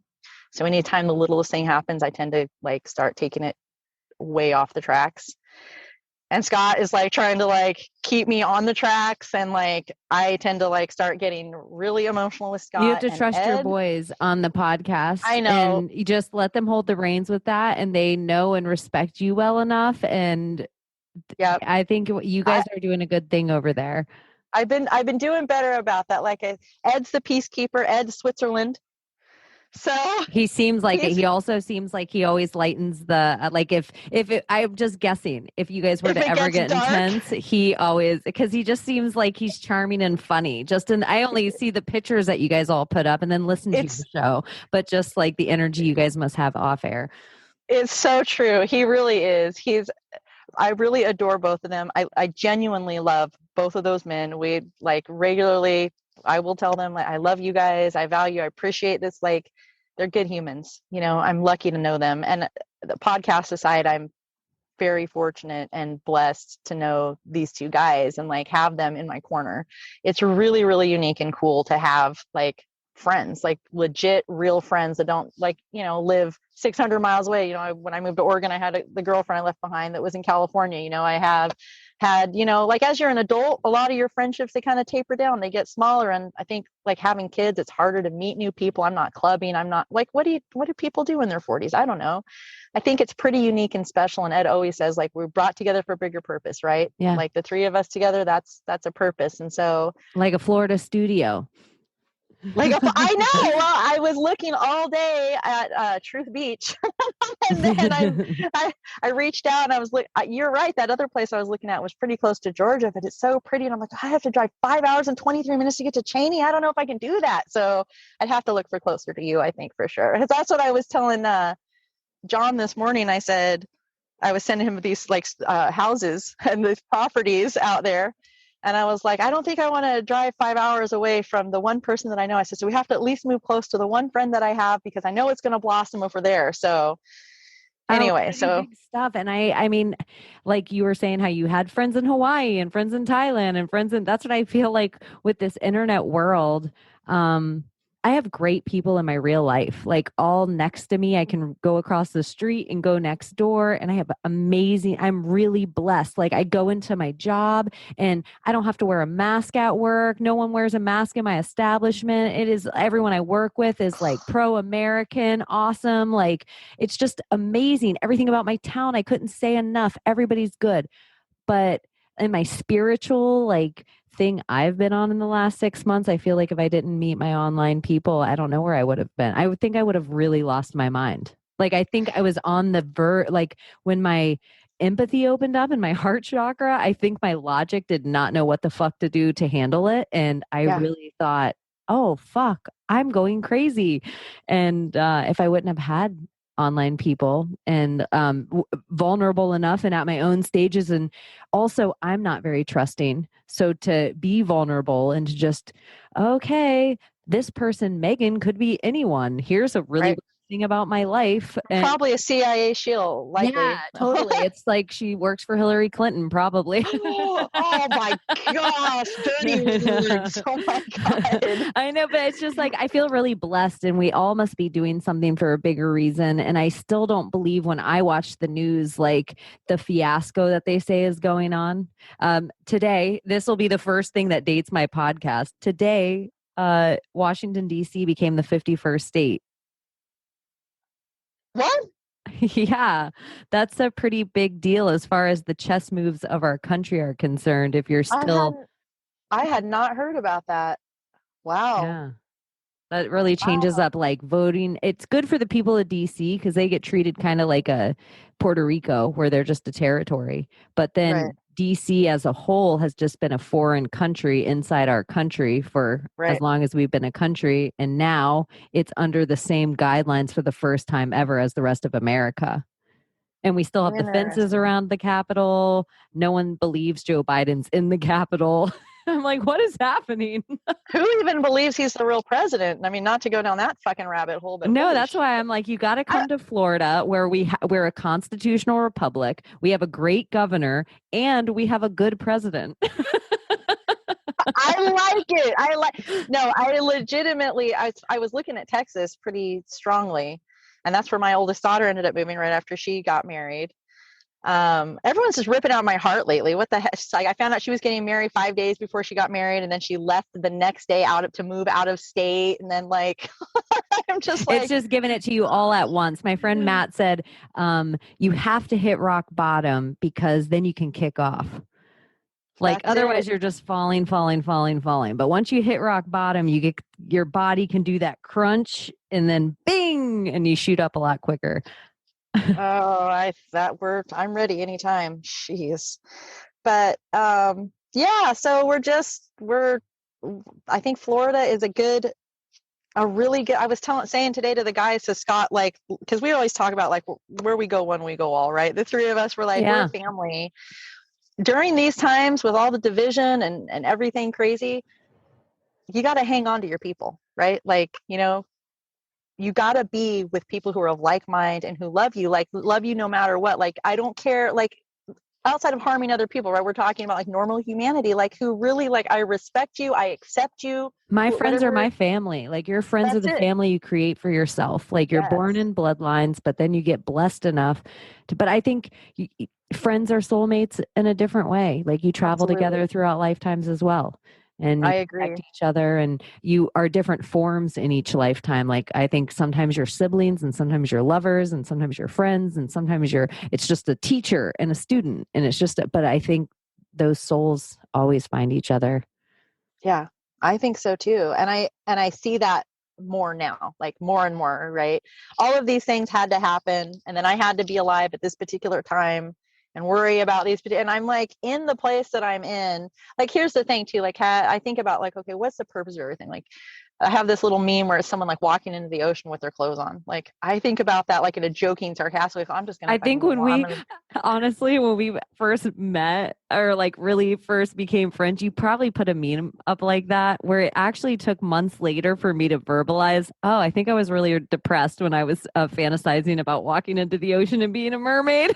Like, I was like, I just want to breathe water. I would go to the beach every day and just stand at the edge in my clothes. Like, I just want to walk in there and just just gonna, and like, I'm not thinking like of repercussions. I'm not thinking of I'm like, that's the part where your inner voice is just like, you're just gonna breathe water. go. See, but my inner voice started to get all fantasy with it. Like, I think you could do it. Your fear is the only thing holding you back.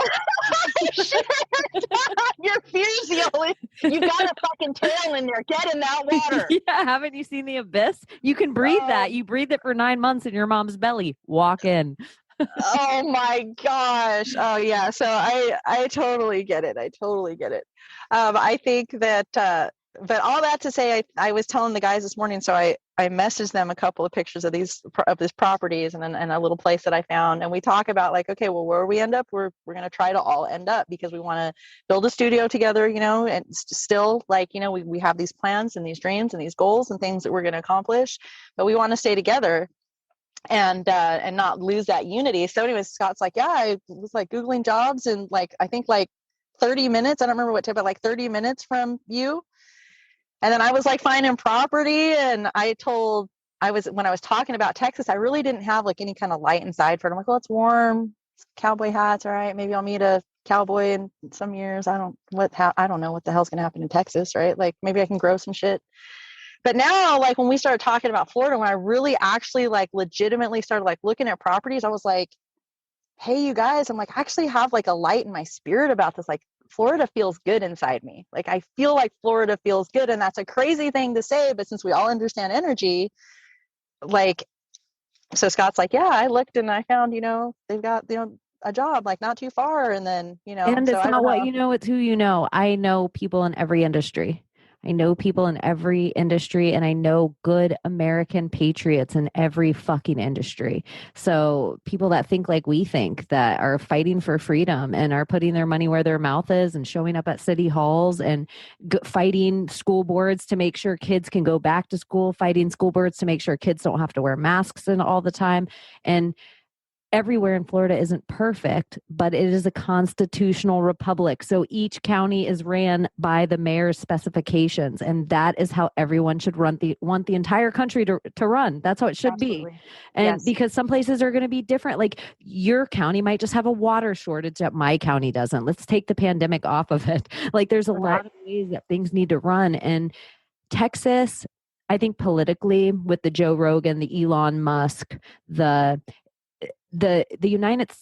media pushed Texas pride on us for the last 10 or 15 years to push Texas for this takeover to happen, because they made Texas this strong state. If Texas falls, remember the Alamo, they're the gun rights, blah, blah, blah, blah, blah. And then that same time, when they did Texas pride, they've made everyone think Florida's retarded. Florida man, I'm sorry about saying that word. I'm really working on it. I don't want to offend anyone. I'm not here to pick apart words, but I'm just not trying to offend. Of course. I got you. But yeah, I just think they've been mocking Florida like everywhere, but it's for a reason. There must be something really that they've set up in the laws here that isn't as easy to take over. There has to be some reason that we're the only state that didn't shut down. We shut down for 8 days or something the entire year last year. Oh, wow. At all. We did spring break. Remember all the news when they were like, look at Florida still doing spring break, and this is this time last year. Everywhere. I love my kids. Oh, sorry to interrupt you. Oh no, I was just like, all the small businesses I know thrived. People really did go out of their way to make sure, like, it was a lot of stuff that what I loved about Portland, I saw people do here when it mattered. Right. It's like everybody did it in Portland when they were rich and everybody was having fun and making their $1 million a night in the service industry. It was so great to shop local. But the second everything shut down and they're all at Walmart, it's quite a different, they didn't put their money where their mouth was. Right. Absolutely. And I think that my biggest push at this point is like, and I know, I mean, Ed has children also, you know, we want a life for our kids. We understand what's going on. We see what's happening. And like, my life is, all things being equal, I'm halfway through it. Right. But I've got little kids. I've got kids in their 20s that I want a future for. And so does me moving off grid and homesteading, which is where my mind has been all year, what I've heavily looked at most. but then like, how do they find partners? Like, how do they, like, How I'm do you not worried protect about, yourself if the real world does fall around underneath you and you're just on a farm alone? Like, so yeah, I'm just like, you need community. I need some community, but it needs to not be like, I think for so many reasons, but Oregon is, there's nothing left here for me. Like I've got my oldest son lives, like an hour north, and my youngest of my oldest sons, who will be, like I say, 19 next week, he still is at home. But my three little ones can go with me. My Are you almost from 19-year-old Oregon or California? I'm California Bay Area, but I can't obviously go back there ever. Like there's no home for me there. Their political ideology and the way it's I ugly think there. everybody should, if you're lucky enough if you're blessed enough to be born American and you have this huge plot of land that you can go to any of these places, I think you do a disservice to yourself to not live on the other coast. Yeah, it's like you say, like the only thing I ever have seen on it is like either CSI Miami or like people posting shit memes about Florida, or like that's just where, that's where people go to retire. There's nothing there. It's just bugs and swamp. There's nothing there. And then I like see pictures and I see stuff growing and I see the beach and I'm like, oh, like the stories that you hear, and if you don't seek stuff out, you just have We this have picture 3 in your growing head. seasons here a year. No one talks about it. Like in Oregon, you can only grow for what, 1 season, maybe 2. Maybe We two, only maybe. can't grow in the summer, and we can grow in the summer with a greenhouse. We have all the right temperatures. We just get too much sun. So you just have to have the shade. So you can technically grow in Florida year round. I also think the panic of living in a big city is because deep down as a human being, if your power turns off, how many days till you can not feed your family. Here, Right. if the power goes off, not only does every other person have a generator because we live through going without our power 2 weeks every year, but there's you can go into any watering hole and grab a fish. You can grab a turtle. You can grab a rabbit. There's so much wildlife here that I think that human panic of not being able to provide doesn't exist because our waterways can feed all the people. If all of the New York all went without power, do you think there's enough fish in the bay to feed them? Do you think there's enough, Right. if San Francisco goes without power, you think there's enough fish? You think they can all go find fish to feed themselves? I don't think they Right. can. In No. Florida, I think there's enough land, enough waterways, and with a very minimal skill set, you could still feed yourself. And I think just That's as human beings, we know that. And that's got to be anxiety that we're not relating to when we're trying to go to sleep at night. I think that that's true. That, and like, and the idea of, like you said, they're legislating. I know we had, who was it? Brian Festa, I think, but he's Connecticut, I believe. But they're fighting all over to try to get the kids to be able to go to school without the mask. The reason why my kids are still not in school and they're being homeschooled and not online is because of the mask. I won't mask them for school. I finally broke down. I said all to be like, I won't mask my kids. Well, I finally, like 6 months in, I had to take them to the fucking grocery store. They were tired of sitting in the house, but I have to mask them. It sickens me to my soul, right? So we have these little kids on the hill that they play with, but how many years can they play with the same 2 kids? That's not a life. They can't go to gymnastics. They're not going to go to ballet. They're not going to, like, sports around here, even outdoor sports. They've got the kid masks. I'm not doing that to my children. I'm sorry. I'm not sorry. I came to die on this hill. That's not going to happen. They need to have a normal life. And I know there's some groups here that they've tried to get, like, some families of similar thinking, together. It tends to be, I think, like younger kids, what I've seen online. But families getting together and like no mask and going on like play dates and picnic dates and stuff. But at the end of the day, if we want to go into a museum or we want to go to school or we want to go to gymnastics, or even the jogging trail by my house, I live in the South Hills, so it's all, uppity bunch of assholes on this side of the city. But they've even got big, like those big, whatever, what do I want to say? Like an A sign, the ones that are held together at the top by the chain, and it opens up at the bottom like an A. Oh, yeah. And so on both sides, it says you have to be masked to be on the outdoor running trail. Outdoors. Fuck that. Across the road from my house. And I'm just like, my kids, what we do, we drive around town and my kids are counting cars. All the people that have the timestamp on their back window that says it's 15 minutes after the person got their vaccine. So all over town, there's all these people with their Virtue on their car driving all over. So my kids are counting cars, but yet they haven't been in a classroom.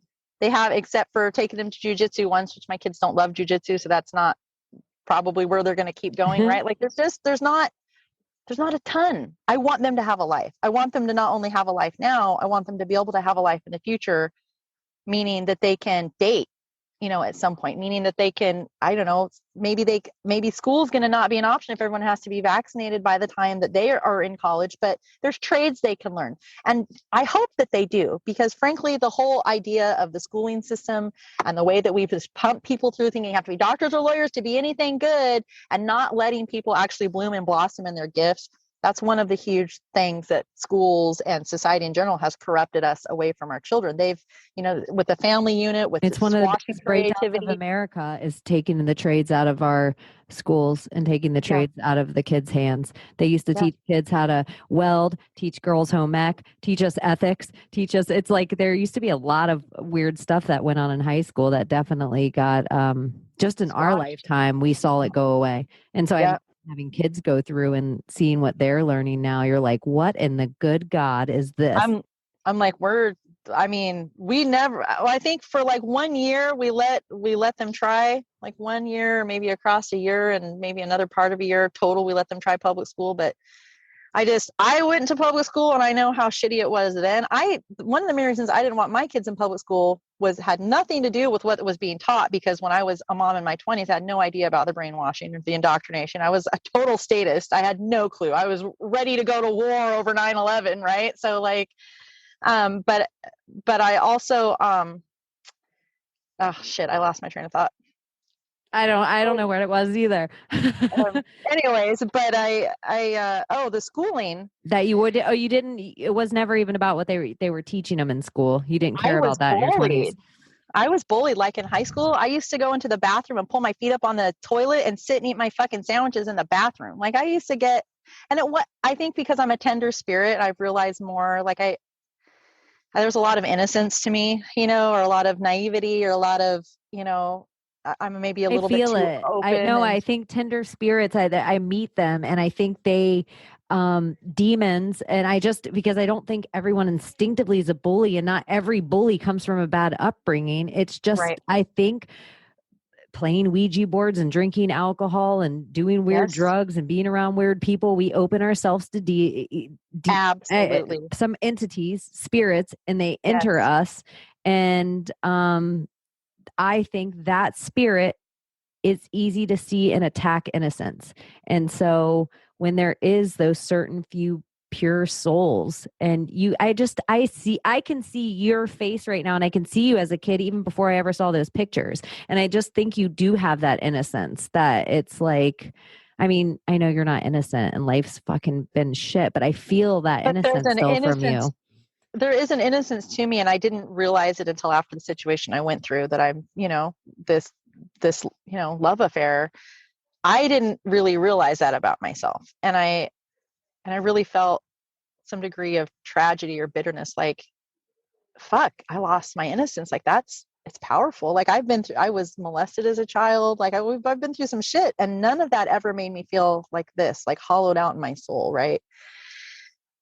But I still feel that innocence. I still know that at the core of who I am, I've been through a lot, and I see a lot, and I know a lot, and I perceive a lot, and all of those things, but there's something about me that has an innocence to it, whatever that may be. And I think that is the reason why I try to be now hyper aware of energies, because I want to be careful with myself. I don't want to be like, it's not like you're just going to beat somebody down and then therefore they're just a tough guy. Like I'm not a junkyard dog, right? I mean, I'm not saying that anyone should do that to animals either, because they're spiritual beings. So don't get me wrong at all there, but I'm just like, there is, and I think that in people in general, like I have, my daughter who doesn't have quite so much innocence in her personality, and I have a little boy that does. I think you always protect everybody as much as you can in the ways, and you try to love people in the best way that they receive love, right? Not just in the best way that I love someone, but in the way they receive it. And those are usually different things. But I think that in society, in life, and when we think about like what they do to children with sex trafficking, the satanic rituals, and what they do to, people to get them into high positions in power, and all this psyop and all this damaging shit that they're doing, what they're doing is they're damaging the inside, right? The parts you don't see. So I think that it is not a small feat and something actually to be honored and upheld when we protect innocence and vulnerability in whatever forms we see that. When we protect the innocent among us, when we protect the vulnerable among us, we help to uphold the higher vibrational energies, because vulnerability isn't weakness. And that is another lie I think we get told. It's so beautiful. It just means you're to be vulnerable. You trust past the person. You're trusting the situation and your timing and what you're supposed to do. It has nothing to do with the other person. It's your walk, and you're trusting that. And that's your authenticity. And it's important. And sometimes it's not even important that the other person hears you, but sometimes you just need to say it. Yeah, absolutely. Absolutely. So yeah, Chaney, Florida. Right. Yes. I will totally. Do you have anything? I think you're so fucking magic. I am so glad that you're a Jesus girl and that you shared that. And well, thank you for letting me. Of course, now that we've talked, and I'm like, now the whole time just berating myself, like, why did you say that? Why did you say that? So I'll probably have to ask you later to listen to this whole thing, but that is totally fine. But it feels good to talk with somebody who is such a spiritual, energetic person. Like, even when we've talked prior to now, and I probably should just say this to you in text later, and I probably will, but there's been moments where we've just written each other like late at night, or whatever. It's your time frame where you are and mine where we're doing our shit, and we say whatever we say back and forth, and we just like connect for a minute. But those are some moments in my life that are going to always stand out as the memorable good ones. Like I was standing in the kitchen with a buddy the other day, and he had this artichoke bread. It had like these artichoke hearts in it, and I was like bummed out because of everything, things that are going on and stuff that's happening in my life. And I'm like, I just want to talk. Can I come smoke a joint? We're just going to chat, right? We're just good friend. And he slices me. He's like, you're going to want a piece of bread. Because I just got to, I'm like, I haven't been going to the gym. I haven't gone to jujitsu. I'm like letting myself, I've just been going to the ice cream store every day. I'm eating this key lime ice cream. I'm letting myself go, and I fucking like it. I'm not even dating. It's fine. It's fine. Right? You think it's fine? Is it fine? Am I crying? So he slices me this artichoke bread, and we're standing there, and there's like this weird beam of light. Like, I don't say weird. It was like, it was odd that this beam of light was coming through his window just as it was. It like split. It was like partially hitting him and partially hitting his fridge. And we're both eating this bread. And I just looked at him and I said, you know what? I said, this is one of, when we talk about the good moments in life, this is one of those. This simple, seemingly moment that we can, like if I was 20, I would never have thought about that moment twice. But now I look at it and I'm like, that was real. Like the simple pleasure of someone who cares for you, offering you a slice of bread and stand there with you and eat it and smile because there's artichoke heart in it. And like, you genuinely just, there's no expectation. You're just being with somebody. That's how it has been with you. When you and I chat, even though we haven't been able to do the face-to-face, it's real. We can just be, and we know that there's a real energy exchange that's happening, and I am uplifted by it. Always I'm grateful for it. Very much so. I'm grateful for you, and I feel like we're going to do this in person someday, like an interview in person, but we're going to hang out around a fire pit before we do an interview in person. So I hope that's sooner than we actually interview again. I'm hoping within the next, all things being equal, within the next 30 days, and this is what I need to look into, is like quarantine times. If I fly, is there quarantining, or do I have to take the COVID test? Because I'm not doing that. No. I was thinking about coming to maybe see like 3 areas within the next 30 days. So if I come out, I want to work it out with you ahead of time, because we definitely have to get together if I'm coming to Florida. For sure. I love 100%. This. All right, plug Truthzilla and anything that you have to say, and then I'm totally going to let you go. Just thank you for having me. Thank you. I'm grateful to you for letting me say all of these weird truths, and I hope it will be a light to somebody. Maybe not today, but maybe it'll be a seed for down the road, and that's all we can do is plant those. So thank you, Chaney. Yeah. Thank you. I love you so much. And I love you. All right. Awesome. Bye. Bye. So she has been Chaney, and now she's off to smoke a blunt. See you next Tuesday, you fucking cunts.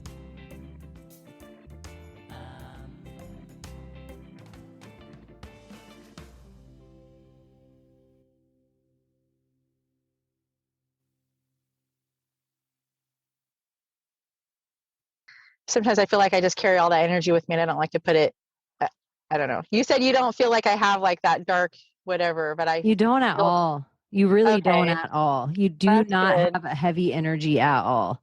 You actually have like I would always like if I just met you on the street, I always am just like, oh, that's like she knows everything. She's so totally organic. Like she knows everything about every crystal and everything about every spiritual thing. She's so woo woo. She probably meditates every day. Like I would just Oh my God. have all these assumptions of who you were.